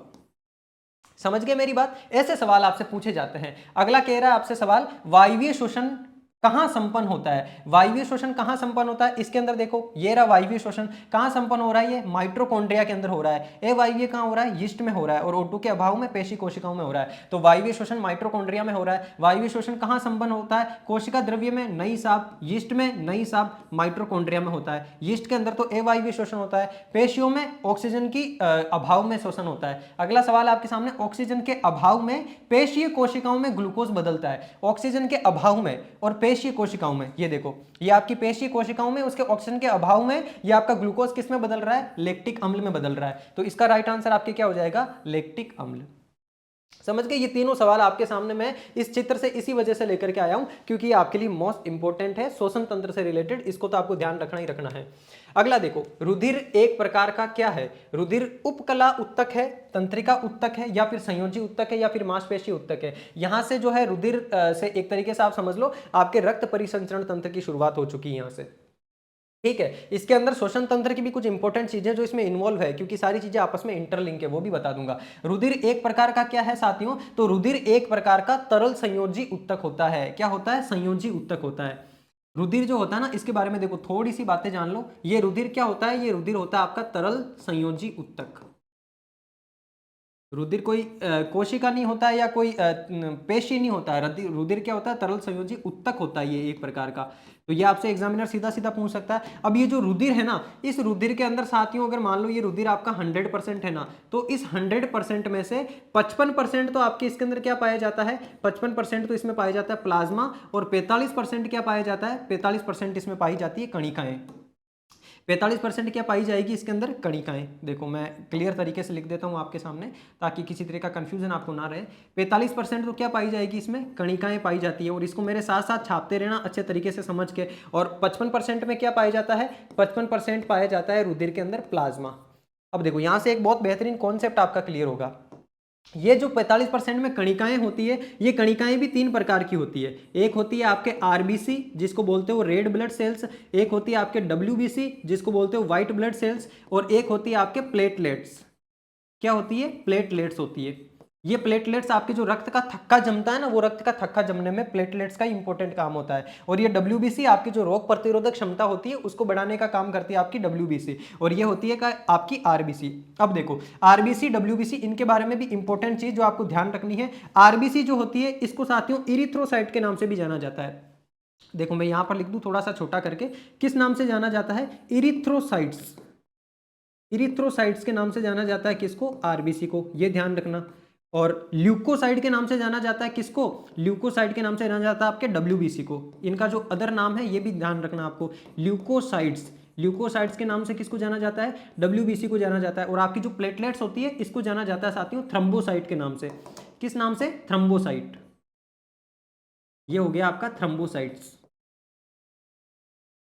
थ्रम्बोसाइट्स किसका दूसरा नाम होता है? ये होता है प्लेटलेट्स का। एग्जामिनर बहुत चालाक होता है, वो आपसे सीधा सीधा सवाल पूछ लेगा, निम्न में से थ्रम्बोसाइट के नाम से किसको जाना जाता है? आरबीसी, डब्ल्यूबीसी या प्लेटलेट्स? तो थ्रम्बोसाइट किसका नाम होता है? प्लेटलेट्स का। ल्यूकोसाइट किसका नाम होता है? डब्ल्यूबीसी का। इरिथ्रोसाइट्स किसका नाम होता है? आरबीसी का, यानी कि रेड ब्लड सेल्स।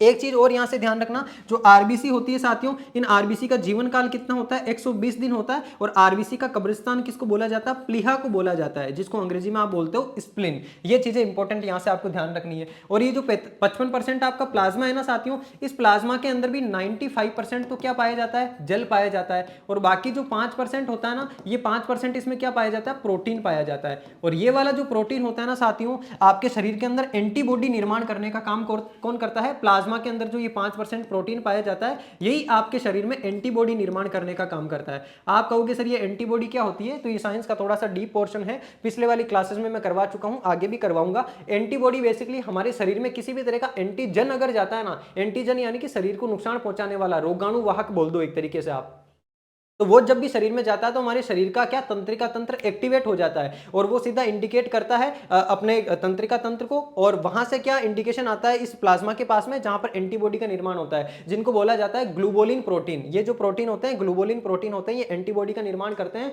और ये एंटीबॉडी हमारे शरीर में बाहर से आने वाले रोगाणु वाहक को मारने का और उनको रोकने का काम करते हैं। तो शरीर के अंदर देखो, सबसे आपसे रोग प्रतिरोधक क्षमता को बढ़ाने के लिए अगर पूछा जाए तो उसके अंदर एक डब्ल्यूबीसी का भी इंपॉर्टेंट रोल होता है, और एक प्लाज्मा में उपस्थित 5% जो प्रोटीन होते हैं इसका भी इंपॉर्टेंट रोल होता है। दोनों के दोनों ही शरीर की रोग प्रतिरोधक क्षमता को, जिसको आप अपना इम्यून सिस्टम कहते हो, उस इम्यून सिस्टम को बनाने का काम करते हैं। तो आपका रुधिर क्या हो गया? रुधिर एक प्रकार का आपके तरल संयोजी उत्तक हो गया, जिसकी ये कंप्लीट जानकारी आपके सामने उपस्थित है। अगला देखो, हृदय का मुख्य कार्य क्या होता है? चारों ऑप्शन पढ़ो और जवाब दो इसका। रक्त को पंप करना, रक्त को शुद्ध करना, श्वसन करना, या रक्त का निर्माण करना। देखो, रक्त परिसंचरण तंत्र के अंदर मुख्य जो सबसे इंपॉर्टेंट आपके शरीर का अंग होता है वो कौन होता है? वो आपका हृदय ही होता है। सबसे महत्वपूर्ण अगर कोई अंग होता है शरीर में रक्त परिसंचरण के लिए तो वो हृदय होता है। ठीक है। और हृदय का मुख्य कार्य क्या होता है? रक्त को पंप करना, यानी कि क्या करेगा? एक बारी की तो शरीर में जो अशुद्ध रक्त होता है उसको अपने अंदर लाएगा और उसको फेफड़ों के पास भेजेगा। और फेफड़ों के पास जो शुद्ध रक्त होता है, शुद्ध रक्त का मतलब जिसमें ऑक्सीजन मिली हुई है, अशुद्ध रक्त का मतलब जिसमें कार्बन डाइऑक्साइड मिली हुई है।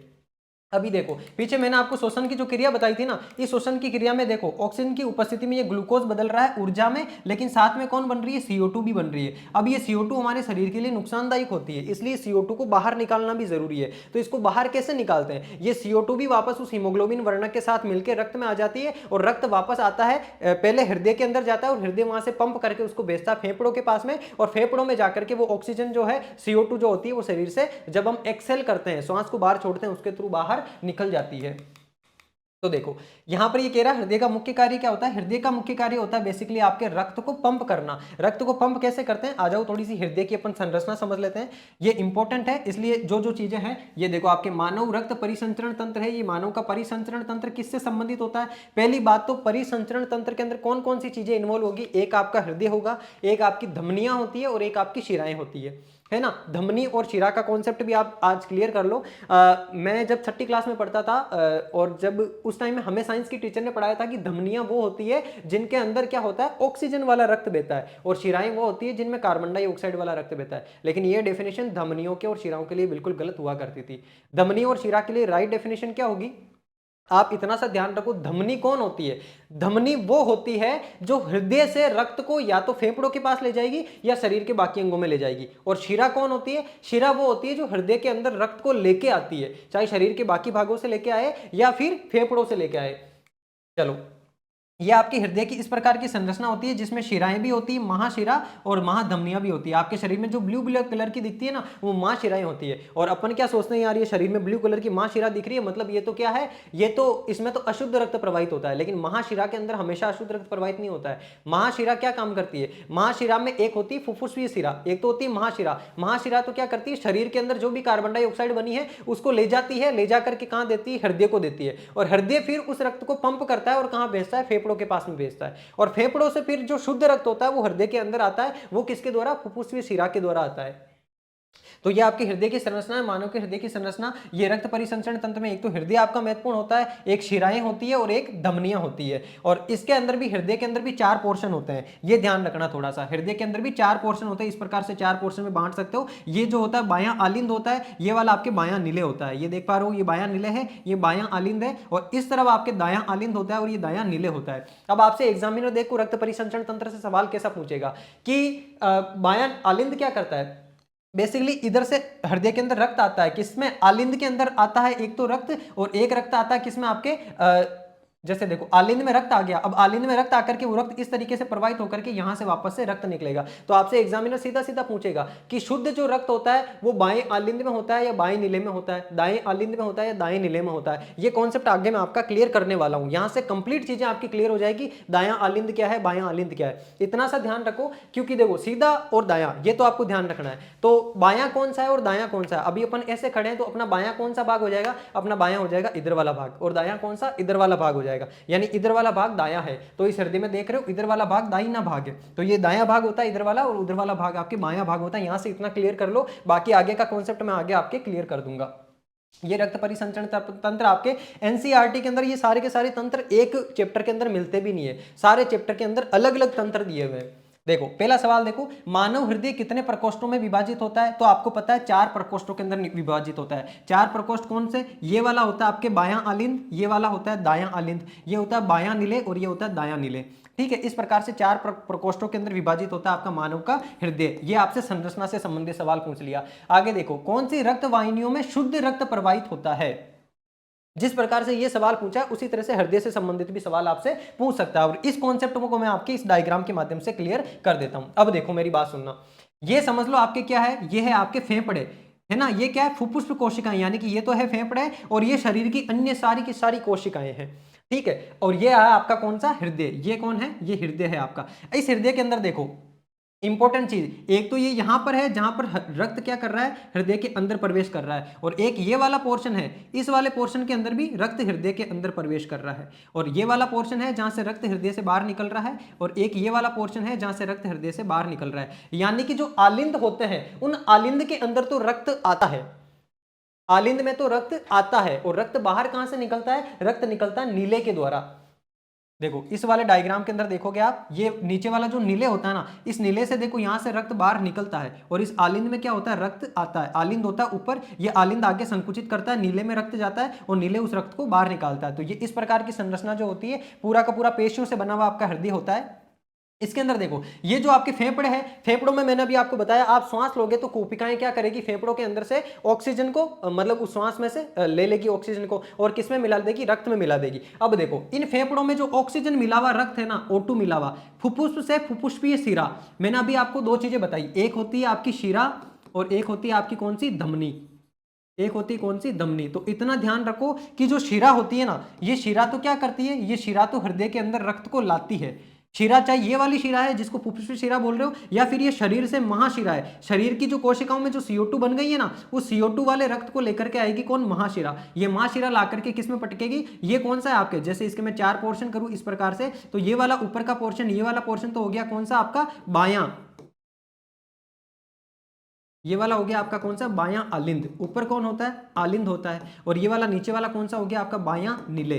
यहां से मैं जो कॉन्सेप्ट समझा रहा हूं साथियों, यहां से भर के सवाल आपसे पूछे जाएंगे। इस प्रकार वाला ये ऊपर वाला पोर्शन है ना, जैसे ये इतना सा पोर्शन, और उसके बाद में ये नीचे का पोर्शन है, तो ये वाला ऊपर का पोर्शन क्या है, ये वाला है आपका दायां आलिंद। ऊपर वाले दोनों कौन होते हैं, हृदय के अंदर दोनों आलिंद होते हैं, और नीचे वाले दोनों कौन होते हैं, दोनों नीले होते हैं। अब बायां दायां का आपको ध्यान रखना, ये हो गया आपका दायां नीले। अब देखो ये शरीर की अन्य कोशिकाएं हैं, इन अन्य कोशिकाओं के अंदर क्या अशुद्ध रक्त हो गया। अशुद्ध क्यों हो गया? क्योंकि वहां पर भोजन बन गया, भोजन बन के कार्बन डाइऑक्साइड जो बनी ना उस एनर्जी के साथ में, वो कार्बन डाइऑक्साइड को वापस हृदय तक ले जाना है। तो ये CO2 वाला रक्त जो होता है ये इस महाशिरा के द्वारा हृदय के अंदर प्रवेश करता है। और कहां प्रवेश कर रहा है? दाएं आलिंद के अंदर प्रवेश कर रहा है। अब दाएं आलिंद में ये रक्त प्रवेश करा, दायां आलिंद भेजेगा दाएं नीले के पास, और ये नीले रक्त को पंप करेगा, तो ये रक्त यहां से निकल करके कहां जाएगा? फेफड़ों के पास जाएगा। और जैसे यहां फेफड़ों के पास रक्त आया, फेफड़ों के अंदर रक्त किसके द्वारा आता है? धमनी के द्वारा। फुफ्फुस के लिए फुफ्फुसीय धमनी। अब देखो, एक तो ये वाली धमनी है जहां से फेफड़ों से रक्त बाहर निकल रहा है, एक ये वाली धमनी है जहां से फेफड़ों से रक्त बाहर निकल रहा है। तो मैंने आपको क्या बताया, धमनी जो होती है ये तो क्या करती है? हृदय से रक्त को बाहर निकालती है। धमनी तो क्या करती है? हृदय से रक्त को बाहर निकाल रही है। एक तो ये धमनी बाहर निकाल रही है, एक दूसरी ये वाली धमनी बाहर निकाल रही है। और शिरा होती है हृदय के अंदर रक्त को लेके आती है। ये शिरा ये हृदय के अंदर रक्त को लेके आई, दूसरी ये फुफ्फुसीय शिरा ये वाली, ये भी हृदय के अंदर रक्त को लेके आई। तो ये आपके फेफड़े हैं, यहाँ पर ऑक्सीजन होती है। जैसे ये रक्त हृदय ने फेंका, अशुद्ध रक्त, इसमें CO2 थी, उन कूपिकाओं ने वो श्वास के अंदर मिला दी, श्वास के थ्रू CO2 बाहर निकल गई, और जो सांस हमने ली थी उसमें से ऑक्सीजन थी, उस O2 को रक्त के अंदर मिला दिया यहाँ फेफड़ों की कोशिकाओं ने, कूपिकाओं ने। अब ये O2 वाला रक्त गया किसमें?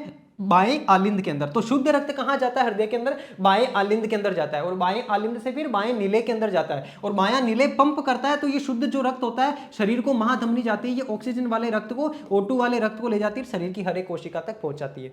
तो समझ गए, पूरा का पूरा ये चक्र है।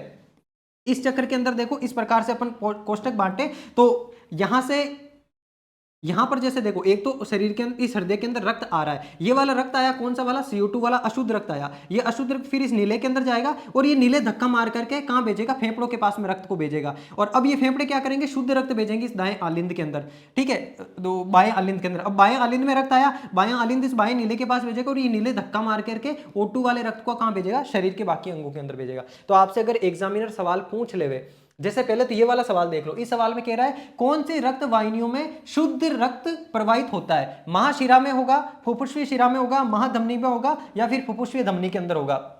तो किसमें होता है शुद्ध रक्त? मतलब जिसमें ऑक्सीजन मिली होती है। अब देखो, ये तो है आपकी महाशिरा, इसमें तो मैंने आपको बताया कौन सा रक्त होता है? CO2 वाला होता है। इसके अलावा एक और आपकी ये धमनी है, कौन सी? फुफ्फुसीय धमनी। इस धमनी के अंदर भी कौन सा होता है? CO2 वाला रक्त ही होता है, क्योंकि ये CO2 पहले दाएं आलिंद में आया, आलिंद ने नीले के पास भेजा, और नीले ने धक्का मार के वापस ऊपर भेज दिया। तो इस प्रकार से अशुद्ध रक्त तो किसमें? महाशिरा के अंदर और फुफ्फुसीय धमनी के अंदर होता है। और शुद्ध रक्त किसमें होता है? फेफड़ों के पास से जो फुफ्फुसीय शिरा आती है इसके अंदर, ये बाएं आलिंद में भेजता है, बाएं आलिंद बाएं नीले के पास भेजेगा, और ये नीले बाहर निकालेगा, और ये जो महाधमनी होती है इसके अंदर शुद्ध रक्त जाएगा। तो एक तो शुद्ध रक्त किसमें होता है? महाधमनी में होता है, और एक फुफ्फुसीय शिरा के अंदर होता है। ये देख लो ना, ये फुफ्फुसीय शिरा है, इसके अंदर O2 वाला रक्त होता है। और जो महाशिरा होती है इसमें अशुद्ध रक्त होता है, CO2 वाला, और जो आपके एक और फुफ्फुसीय धमनी होती है इसमें भी CO2 वाला रक्त होता है। तो इस सवाल का वैसे राइट आंसर क्या है? ये दोनों ही राइट हो जाएंगे इसके। यहां पर एक ऑप्शन ऐसा देना चाहिए था जिसमें B एंड C बोथ आ जाएंगे, B एंड C बोथ, ये वाला आपकी इसका क्या होगा? राइट आंसर होगा। क्योंकि जो शुद्ध रक्त होता है, शुद्ध रक्त आपके जो इस साइड का, इस साइड में कौन सा होता है? इस साइड में होता है बायां, और इस साइड में दायां होता है। तो हृदय के इस साइड वाला जो पोर्शन है, पहले तो क्या होगा, जो आपके बायां आलिंद होगा, उस आलिंद में फेफड़ों से रक्त आएगा, वो आलिंद नीले के पास भेजेगा, और वो नीले पंप करके शरीर के बाकी भागों में भेजेगा।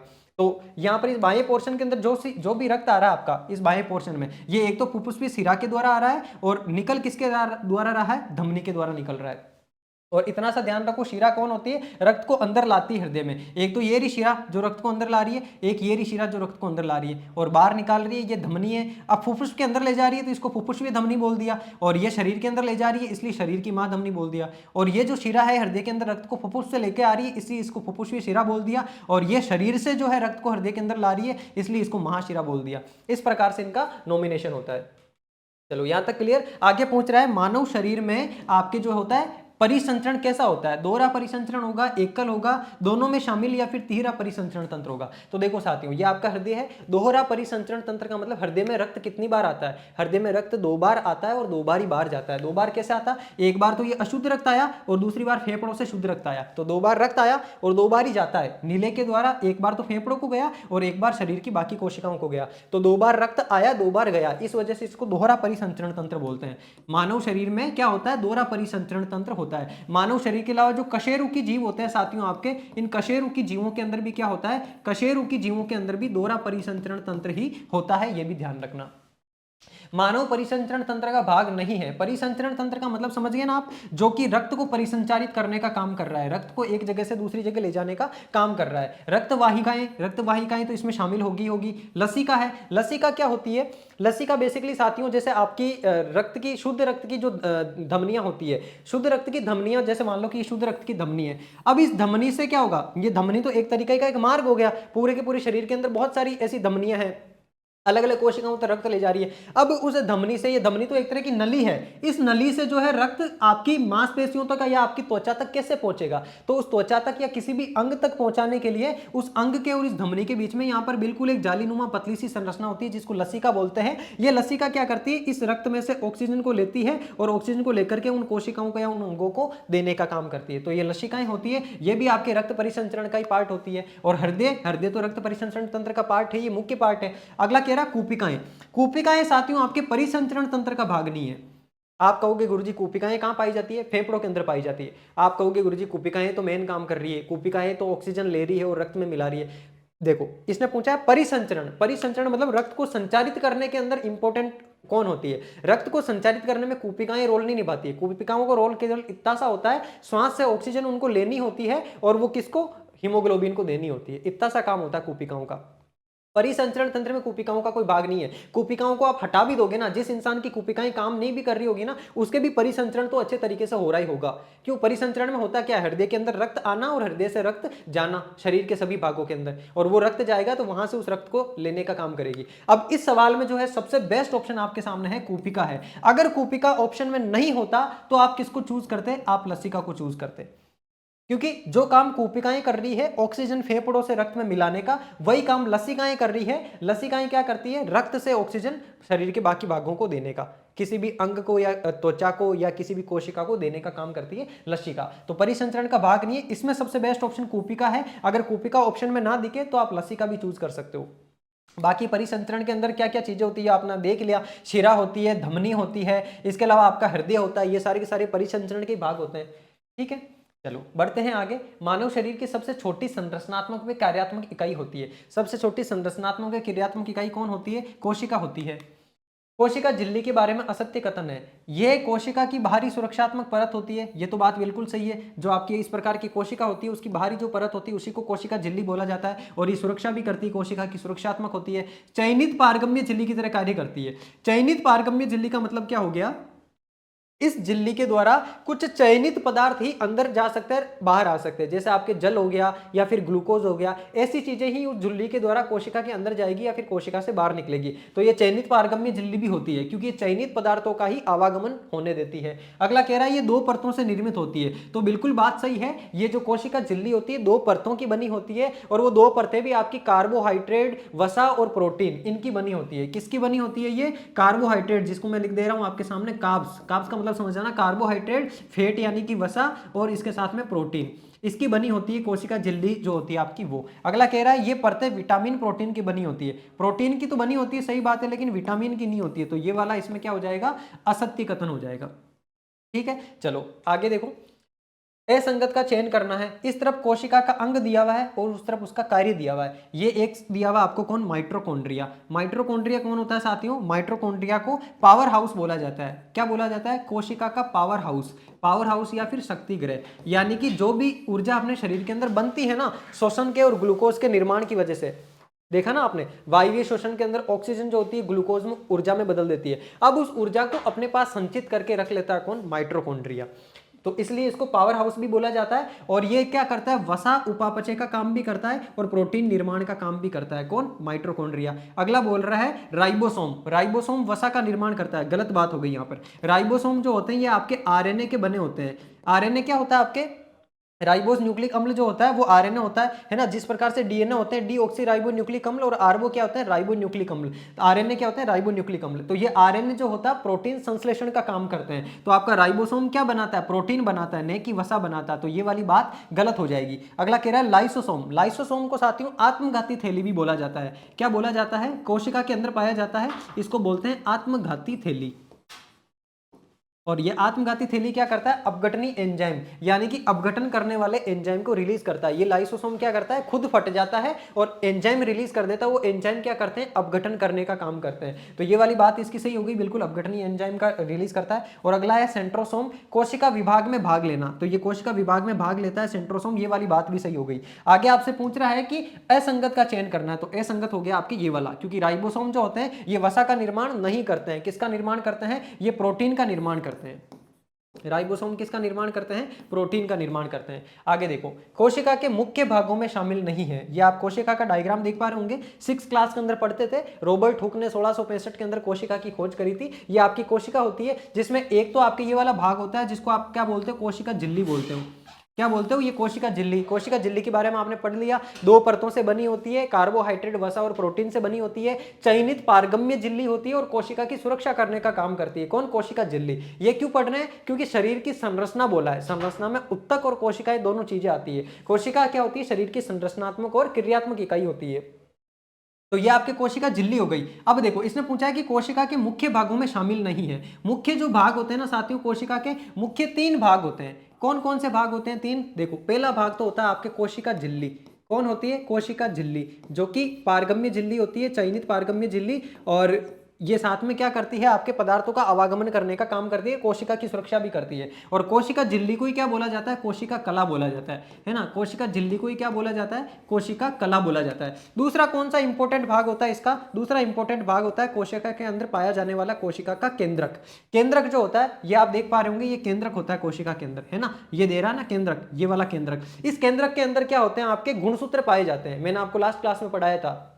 इसके अंदर आपके क्या पाए जाते हैं, क्रोमोसोम्स पाए जाते हैं, गुणसूत्र पाए जाते हैं। 23 जोड़ी गुणसूत्र होते हैं इंसानों के अंदर, है ना। इसी में गुणसूत्र पाए जाते हैं, इसी में आपका डीएनए पाया जाता है। उन्हीं गुणसूत्रों के ऊपर आपके जीन लगे हुए होते हैं, जो कि क्या करते हैं, पीढ़ी दर पीढ़ी गुणों को स्थानांतरित करने का काम करते हैं। वो कोशिका के केंद्रक के अंदर पाए जाते हैं। तो ये कोशिका का केंद्रक दूसरा इंपॉर्टेंट भाग होता है। और तीसरा इसका भाग होता है साथियों, जिसको आप बोलते हो कोशिकांग। क्या बोलते हो, कोशिकांग। कोशिकांग, कोशिकांग मतलब इस वाले पोर्शन के अंदर कोशिका के बाकी सारे के सारे अंग पाए जाते हैं। इसी को कोशिका द्रव्य के नाम से भी जाना जाता है। किसके नाम से, कोशिका द्रव्य के नाम से भी इसको जाना जाता है। तो ये 3 इंपॉर्टेंट पार्ट हो गए किसके, कोशिका के। मुख्य भाग कौन कौन से नहीं है ये पूछ रहा है, तो कोशिका कला या कोशिका झिल्ली ये तो मुख्य भाग है। कोशिका द्रव्य या कोशिकांग ये भी मुख्य भाग होता है। केंद्रक ये भी मुख्य भाग होता है। लेकिन माइटोकॉन्ड्रिया है, ये मुख्य भागों में शामिल नहीं होता है। माइटोकॉन्ड्रिया कोशिका द्रव्य के अंदर ही तैरता रहता है। जैसे ये देखो, ये रहा आपका माइटोकॉन्ड्रिया। ये माइटोकॉन्ड्रिया कहां पाया जा रहा है, ये रहा। ये माइटोकॉन्ड्रिया किसका भाग है, कोशिकांग या फिर कोशिका द्रव्य का भाग है माइटोकॉन्ड्रिया। कोशिका का मुख्य भाग नहीं है। मुख्य भागों में तो 3 ही चीजें होती है, कोशिका झिल्ली जिसको कोशिका कला कहते हैं, कोशिका का केंद्रक, और तीसरा होता है कोशिका का द्रव्य या फिर कोशिकांग। ये 3 ही मुख्य भाग होते हैं। आपसे इसने मुख्य भागों के बारे में पूछा है। तो माइटोकॉन्ड्रिया मुख्य भाग नहीं है, ना आपका लाइसोसोम मुख्य भाग है, ना आपका राइबोसोम मुख्य भाग है। ये देखो, ये रहा लाइसोसोम जिसको आत्मघाती थैली बोलते हैं। ये रहा आपका राइबोसोम, ये इस प्रकार के छोटे छोटे पार्टिकल पाए जाते हैं कोशिका के अंदर। राइबोसोम क्या होता है, राइबोसोम आरएनए का बना होता है, प्रोटीन का संश्लेषण करने का काम करता है। इस प्रकार से कोशिका के अंदर चीजें पाई जाती है। और ये देखो, ये गोल्जीकोई उपकरण, गोल्जीकोई उपकरण भी क्या है, ये भी कोशिकांग का भाग है, कोशिका का मुख्य भाग नहीं है। यहां पर मैंने माइटोकॉन्ड्रिया का लेकर के सबका बता दिया है। अगर माइटोकॉन्ड्रिया की जगह राइबोसोम होता है तो भी उसको चूज करते, लाइसोसोम होता है तो भी उसको चूज करते, तारक केंद्र होता है तो भी उसको चूज करते, या फिर अंतद्रव्य जालिका होती उसको भी अपन चूज करते। क्यों, क्योंकि वो सारे के सारे किसके, कोशिकांग के या कोशिका द्रव्य के भाग है। अगर आपसे ये पूछे कि कोशिकांग या कोशिका द्रव्य के भाग है, तो उसमें आपके माइटोकॉन्ड्रिया आ जाएगा, लाइसोसोम आ जाएगा, राइबोसोम आ जाएगा। कोशिका झिल्ली उसमें नहीं आएगी, केंद्रक भी उसमें नहीं आएगा। केंद्रक भी आपका क्या है, कोशिका का मुख्य भाग है, कोशिका द्रव्य का भाग नहीं है। चलो आगे देखो, उत्सर्जन तंत्र के भाग है। उत्सर्जन तंत्र में कौन कौन से भाग शामिल होते हैं, उत्सर्जन तंत्र में देखो, एक तो आपकी वृक्क यानी कि किडनी ये शामिल होती है, मूत्र नलियां होती है, और मूत्राशय होता है। यानी कि सभी के सभी भाग क्या हो जाएंगे, उत्सर्जन तंत्र के भाग हो जाएंगे। ये आपका उत्सर्जन तंत्र होता है जिसमें 2 किडनियां होती है दोनों साइड। इनका देखो साथियों, इनकी आकृति कैसी होती है, किडनियों की आकृति होती है सेम के बीज जैसी। किसके जैसी, सेम के बीज जैसी। सेम का बीज, सेम का बीज देखा है ना आपने, सेम का बीज होता है इस प्रकार से कुछ, इस प्रकार से कुछ सेम का बीज होता है। तो वैसे ही इन दोनों की दोनों किडनियों की आपकी आकृति होती है। ठीक है, जिनको किडनियों को क्या बोला जाता है, वृक्क बोला जाता है। कभी देखना आप, आपके घर पे मारवाड़ी आदमी हो, घर पे जाके मम्मी पापा को बोलोगे मम्मी मेरी किडनी खराब हो गई, तो चौंक जाएंगे, अरे किडनी खराब हो गई। और एक जाकर के बोलना मम्मी मेरा वृक्क खराब हो गया, वो समझेंगे नहीं वृक्क होता क्या है, पता ही नहीं वृक्क क्या होता है। पढ़े लिखे लोग भी नहीं समझते कि वृक्क क्या होता है ना। एक वृषण चीज होती है जिसको आप आपके टेस्टिस बोलते हैं, और एक वृक्क होता है, दोनों वे वैसे ही स्टार्ट होते हैं, लेकिन वृक्क क्या होते हैं, किडनी होते हैं, किडनी को हिंदी में वृक्क बोला जाता है। तो ये आपकी वृक्क है, दोनों साइड में 2 किडनियां होती है, और इन किडनियों से ये आपकी मूत्र वाहिनी होती है, मूत्र वाहिनी से ये मूत्र आता है आपके मूत्राशय के अंदर और मूत्र मार्ग से बाहर निकल जाता है। ये उत्सर्जन तंत्र का इंपॉर्टेंट भाग है, और ये क्या करता है, बेसिकली आपके रक्त को फिल्टर करने का काम करता है। रक्त को फिल्टर करने का, रक्त के शुद्धिकरण का काम करता है कौन, उत्सर्जन तंत्र। जो रक्त होता है आपके किडनियों के अंदर आता है, और इन किडनियों में बहुत सारी चीजें होती है, जैसे देखो मेडुला होता है, वल्कट होता है, पश्च महाशिरा होती है, पेल्विस होता है, ये सारी की सारी चीजें होती है किडनियों के अंदर। और इसके अंदर एक किडनी की जो क्रियात्मक इकाई होती है वो कौन होती है, नेफ्रॉन होती है। नेफ्रॉन के अंदर भी आगे बहुत सारी चीजें पाई जाती है ना। तो आपको इतना डीप नहीं जाना है, आपको बस ये ध्यान रखना उत्सर्जन तंत्र क्या काम करता है, ये रक्त के परिशोधन का काम करता है, रक्त को शुद्ध करने का काम करता है। रक्त किडनी के अंदर आएगा, उस किडनी में आएगा तो उस रक्त के अंदर जो जो अशुद्ध चीजें होंगी उनको छान करके बाहर निकाल देगा, और बाकी शुद्ध रक्त को वापस से शरीर के अंदर भेज देती है ये किडनियां। तो आपसे ये सवाल पूछा था, उत्सर्जन तंत्र के भाग वृक्क भी होता है, मूत्र नलियां भी होती है, मूत्राशय भी होता है, सारे के सारे वृक्क के इसी के भाग होते हैं आपके। और सेम की आकृति कैसी होती है किडनियों की, सेम के बीज जैसी होती है। और एक चीज और ध्यान रखना, आकार कैसा होता है, आकार ये मत समझ लेना कि सेम के बीज जितना सा छोटा सा आकार होता है। आकार एक तरीके से ये ऐसी बड़ी होती है। ऐसे ऊंचाई की बात करें तो ऊंचाई में लगभग 8 सेंटीमीटर होती है, और चौड़ाई की बात करें तो लगभग 6 सेंटीमीटर इनकी चौड़ाई होती है, यानी कि थोड़ी सी बड़ी होती है। स्केल लेके मेजर करके देख लेना, लगभग इतनी बड़ी होती है किडनी आपकी, है ना। 8 सेंटीमीटर ऐसे होती है, 6 सेंटीमीटर ऐसे चौड़ी होती है, इस प्रकार की। और आकृति कैसी होती है इनकी, सेम के बीज के जैसी होती है। किडनी के मुख्य भागों में शामिल नहीं है, किडनी के मुख्य भागों में शामिल कौन नहीं है, संपुट किडनी का ही भाग होता है, कोर्टेक्स भी किडनी का भाग होता है, मेडुला भी किडनी का भाग होता है, लेकिन प्लीहा जो है ये किडनी का भाग नहीं होता है, इसको बोला जाता है स्प्लीन। क्या बोला जाता है, स्प्लीन। मैंने आपको बताया था अभी, आरबीसी का कब्रिस्तान कहां पाया जाता है, स्प्लीन दाईं साइड में पाया जाता है ना। दाईं साइड में आपके जो आमाशय और अग्नाशय होता है उनके आसपास स्प्लीन पाया जाता है, किडनी से ऊपर पाया जाता है। जैसे ये आपकी किडनी है ना, इस किडनी के ऊपर पाया जाएगा, यहां पर कहीं पर, यहां कहीं पर पाया जाता है आपके स्प्लीन। और ये स्प्लीन क्या करता है, ये स्प्लीन बेसिकली आपके आरबीसी का कब्रिस्तान कहलाता है। मूत्र का सामान्य पीएच कितना होता है, पिछली वाली क्लास में भी बता चुका हूं, 4.8 से लेकर 7.5 के बीच में। कैसा होता है मूत्र, मतलब नॉर्मल क्षारीय, नॉर्मल अम्लीय माध्यम होता है मूत्र का। कैसा, अम्लीय, थोड़ा हल्का एसिडिक नेचर होता है इसका। आपको पता है ना, ये जो होता है 7 तो उदासीन होता है, 7 से ज्यादा क्षारीय, 7 से कम अम्लीय, तो 4.8 से लेकर 7.5 के बीच में। अब आप मुझे कमेंट बॉक्स में कमेंट करके बताओगे कि मानव का जो रक्त होता है उसका पीएच कितना होता है। देखो, रक्त होता है, रक्त का परिशोधन करके किडनी क्या कर रही है, मूत्र बना रही है, और मूत्र का पीएच तो कैसा होता है, 4.8 से 7.5, यानी मूत्र तो कैसे माध्यम है, अम्लीय माध्यम है। और रक्त कौन सा माध्यम है, अम्लीय है या क्षारीय। रक्त का पीएच मान कितना होता है, कमेंट बॉक्स में कमेंट करके बताओ मुझे। अगला देखो, वृक्क यानी किडनी, इसका मुख्य कार्य नहीं है रक्त को छानना, रक्त को छानने का काम होता है इसका।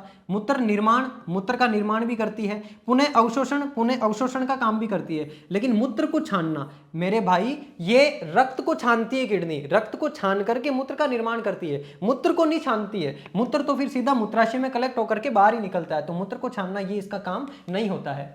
किडनी की संरचनात्मक और क्रियात्मक इकाई बता चुका हूं आपको, नेफ्रॉन होती है। बाकी बोमन संपुट भी किडनी का भाग होता है, मेडुला भी होता है, कॉर्टेक्स भी होता है, ये नेफ्रॉन के अंदर पाए जाते हैं। ये जो किडनी है ना आपकी साथियों, इस किडनी के अंदर भी, और इसका अलग से डायग्राम निकाले तो एक डायग्राम बनता है, उस डायग्राम के अंदर आपके नेफ्रॉन भी पाया जाता है, बोमन संपुट भी पाया जाता है ना। ये जितनी चीजें लिख रखी है ना यहाँ पर, जैसे ये सारी की सारी चीजें, कॉर्टेक्स है, मेडुला है, बोमन संपुट है, ये सारे उसके अंदर पाए जाते हैं, किसके अंदर, नेफ्रॉन के अंदर। और ये नेफ्रॉन ही क्या होता है, इसकी संरचनात्मक और क्रियात्मक इकाई होती है किसकी, किडनी की। जैसे फेफड़ों की संरचनात्मक क्रियात्मक इकाई कौन होती है, कूपिकाएं होती है। बिना कूपिकाओं के फेफड़ों का कोई मतलब भी नहीं है, वैसे ही किडनी के अंदर भी नेफ्रॉन के बिना किडनी का कोई मतलब नहीं है। मूत्र निर्माण में मुख्य प्रक्रियाएं नहीं है। मूत्र का जो निर्माण होता है, उस निर्माण में सबसे पहले क्या होता है, गुच्छीय निस्यंदन। आपके जो ये नेफ्रॉन होते हैं यही क्या करते हैं, रक्त का निस्यंदन करते हैं, यानी कि उनका परिशोधन करते हैं। तो निस्यंदन करना ये किडनी का काम होता है। पुनः अवशोषण भी काम होता है। क्या होता है साथियों कि मूत्र के अंदर, जैसे मूत्र का निर्माण हो रहा होता है ना, उस टाइम में रक्त का एक बार तो क्या होता है, निस्यंदन होता है। निस्यंदन होकर के निचोड़ निकल जाता है, उसमें से अशुद्धियां सारी बाहर निकल जाती है। अब वो बाहर निकलती है ना, उसके अंदर क्या रह जाता है, उसके अंदर साथियों अपनी किडनी खुद क्या करती है, H+ और K+ जैसे आयनों का स्त्रवण करती है। स्त्रवण स्त्रवण मतलब उनको स्त्रावित करती है उसके अंदर, ताकि परिशोधन अच्छे से हो सके। अब वो स्त्रवण हुआ ना, उन स्त्रावित हुए पदार्थों का पुनः अवशोषण भी होता है किडनी के अंदर भी। तो क्या क्या होता है, पुनः अवशोषण भी होता है, स्त्रवण भी होता है और निस्यंदन भी होता है, लेकिन अवशोषण ये वाला काम नहीं होता है। तो आपसे पूछ ले मूत्र निर्माण में 3 प्रक्रियाएं कौन सी होती है, ये आपके एनसीईआरटी है, एनसीईआरटी का लिखा हुआ है, यहां से इंपॉर्टेंट सवाल बन सकता है। मूत्र निर्माण जो होता है, मूत्र निर्माण में 3 मुख्य क्रियाएं होती है, एक गुच्छीय निस्यंदन होता है, एक पुनः अवशोषण होता है और एक स्त्रवण होता है। स्त्रवण भी किसका होता है, H+ और K+ आयनों का स्त्रवण होता है। ये आपको ध्यान रखना है, जो कि वृक्काणु के विभिन्न भागों में होता है, यानी कि आपकी जो किडनियां होती हैं उनके विभिन्न भागों के अंदर होता है। चलो अगला प्रश्न देखो, उत्सर्जी अपशिष्टों के निष्कासन में आवश्यक अंग नहीं है। उत्सर्जी अपशिष्ट, पहले तो देखो ये क्लियर कर लो, उत्सर्जी अपशिष्ट की बात करिए इसने, इन अपशिष्टों के निष्कासन में आवश्यक अंग है, यानी कि कौन कौन से अंग है इन चारों में से जो उत्सर्जी अपशिष्ट यानी शरीर से अपशिष्टों को बाहर निकालने का काम करती है। एक देखो आपको इसमें वृक्क दिख रहा है, वृक्क का मतलब क्या हो गया, वृक्क का मतलब किडनी हो गया। तो किडनी तो आपको ऑब्वियस ही बात है, मूत्र का निर्माण कर रही है किडनी, तो यानी कि उत्सर्जित कर ही रही है किसका, अपशिष्ट का। अपशिष्ट यानी शरीर के अंदर जो भी अपन ने मान लो कि कुछ ऐसी गंदी चीज, ऐसा कुछ खा लिया जिसके अंदर अशुद्धियां थी, तो उन अशुद्धियों का कुछ पोर्शन तो आपका जो यकृत होता है ना, लीवर साथियों, वो बेलुरुबिन नामक वर्णक बनाता है, एक बेलुरुबिन। वो बेलुरुबिन क्या करता है, उनको ग्रहण कर लेता है वहां पर उन अशुद्धियों को, और फिर अपन जो फ्रेश होते हैं उसके थोड़ा मल के द्वारा उनको निकाल देता है, भोजन के साथ मिला करके बाहर निकाल देता है। तो यकृत जो होता है आपका, ये भी इंपॉर्टेंट काम करता है किसके अंदर, अपशिष्ट के अंदर, क्योंकि भोजन खाया उसमें कुछ अशुद्धियां चली गई, कुछ गंदी चीजें चली गई। कहते हैं ना कि लीवर फेल हो गया। लीवर फेल क्यों होता है, जो लोग बहुत ज्यादा शराब पीते हैं, शराब बहुत हानिकारक होती है शरीर के लिए, और उस शराब के अंदर क्या शरीर को नुकसान पहुंचाने वाली चीजें होती है, उस शराब को क्या करता है, यकृत नीचे नहीं जाने देता, उसमें से गंदी गंदी चीजों को खुद एब्जॉर्ब करके रख लेता है, इसलिए तो शराब पीने वालों का यकृत खराब होता है, लीवर उनका फेल हो जाता है। लीवर की भी एक क्षमता होती है, वो कब तक जो है गंदे पदार्थों को एब्जॉर्ब करेगा, उसकी भी एक लिमिट होती है। आप ज्यादा मात्रा में शराब पियोगे तो फिर एक टाइम आएगा जब आपका लीवर फेल हो जाएगा, लीवर खराब हो जाएगा। तो वो लीवर क्या करता है, उन गंदे पदार्थों को एब्जॉर्ब कर लेता है, और फिर जैसे भोजन का हो जाता है पाचन वगैरह सब कुछ, उसके बाद में उनको रिलीज करता है, और वो जाकर के उन अपशिष्ट के साथ मिलकर शरीर से बाहर निकल जाते हैं। तो आपका जो यकृत होता है, ये भी अपशिष्टों को बाहर निकालने में महत्वपूर्ण काम करता है। फुफ्फुस भी क्या करते हैं, CO2 गैस को बाहर निकालते हैं, है ना, ऑक्सीजन गैस ली और CO2, जो अशुद्ध रक्त आता है हृदय से फेफड़ों के अंदर, कूपिकाएं उसमें से CO2 चूज करती है, फेफड़ों के अंदर ही होता है वो सारा का सारा काम, और वहां से CO2 बाहर निकल जाती है। यानी कि फुफ्फुस भी क्या होते हैं, अपशिष्टों को बाहर निकालने में काम करते हैं। एक आपकी त्वचा, त्वचा से आपका पसीना बाहर निकलता है, तो त्वचा भी आपके क्या करती है, अपशिष्टों को बाहर निकालने का काम करती है। यहां पर देखो सवाल थोड़ा कंफ्यूजन आपको कर सकता है, उत्सर्जी अपशिष्टों की बात करिए तो इसको केवल उत्सर्जन तंत्र से जोड़ के मत देखना है, एग्जामिनर आपके दिमाग के साथ खेल सकता है, केवल उत्सर्जन तंत्र नहीं है ये, उत्सर्जी अपशिष्टों की बात करिए, यानी कि अपशिष्ट आप शरीर से कैसे कैसे बाहर निकालते हो, त्वचा के द्वारा भी बाहर निकलता है, मेहनत करते हैं, भागदौड़ करते हैं, पसीना निकलता है, पसीना एक तरीके का अपशिष्ट ही है ना। उसके अलावा यकृत है, ये भी अपशिष्टों के अंदर भी काम आता है, क्योंकि बिलिरुबिन के अंदर जो वर्णक होता है वो अपशिष्टों को कर लेता है, जो अशुद्ध चीजें होती है शरीर की उनको गहन, और फिर बाद में मल द्वार से बाहर निकाल देता है। और आपकी जो फुफ्फुस होता है वो CO2 को बाहर निकालता है, CO2 भी तो शरीर के लिए नुकसानदायक है, एक तरीके से शरीर के लिए अपशिष्ट ही है। अपशिष्ट क्या होते हैं, कूड़ा जो अपने किसी काम का नहीं है, घर में भी होते हैं अपशिष्ट, वैसे शरीर में भी कूड़ा है CO2 एक तरीके से, उसको बाहर निकालना जरूरी है, पसीने को बाहर निकालना भी जरूरी है, और आपके जो अशुद्ध पदार्थ खाने के साथ खाते हैं उनको बाहर निकालना भी जरूरी है, मूत्र को बाहर निकालना भी जरूरी है। ये सारे के सारे क्या होते हैं, अपशिष्ट होते हैं। तो ये सारे के सारे भाग क्या हो जाएंगे, आपके उत्सर्जी अपशिष्टों के अंदर शामिल हो जाएंगे। आवश्यक अंग कौन कौन से, ये सारे के सारे अंग ही है। ये आप लोगों के लिए एक नया सवाल है और इंपॉर्टेंट भी है, ध्यान रखना, कॉन्सेप्चुअल सवाल है। तो यहाँ जो है साथियों अपनी ये क्लास आज की होती है कंप्लीट, और बाकी इसके आगे अपन 6 नंबर की क्लास के अंदर में मिलने वाले हैं। उस 6 नंबर की क्लास के अंदर जो है डिटेल में मैं आपको जो मानव रोग है ट्रिक के माध्यम से सारे रोग याद करवा दूंगा, कहां से क्या चीजें पूछी जा सकती करवा दूंगा। बाकी 23 नवंबर ध्यान रखना, 23 नवंबर को शाम 5 बजे अपनी लाइव क्लास होगी। ये 6 क्लासें अपन ने जो ली है, इन 6 क्लासों के अलावा अगर और कुछ छूट गया होगा थोड़ा बहुत, उसके लिए मैं वो लाइव क्लास लेकर के आ रहा हूं, जिसमें कंप्लीट आपका रिवीजन भी हो जाएगा और सारी चीजें आपकी और नई भी आपको उसके अंदर मिल जाएगी। तो उस लाइव क्लास में जुड़ना मत भूलना। तो अब अपन मिलेंगे नेक्स्ट क्लास के अंदर, तब तक आप सभी अपना ध्यान रखिए, स्वस्थ रहिए, मस्त रहिए। धन्यवाद।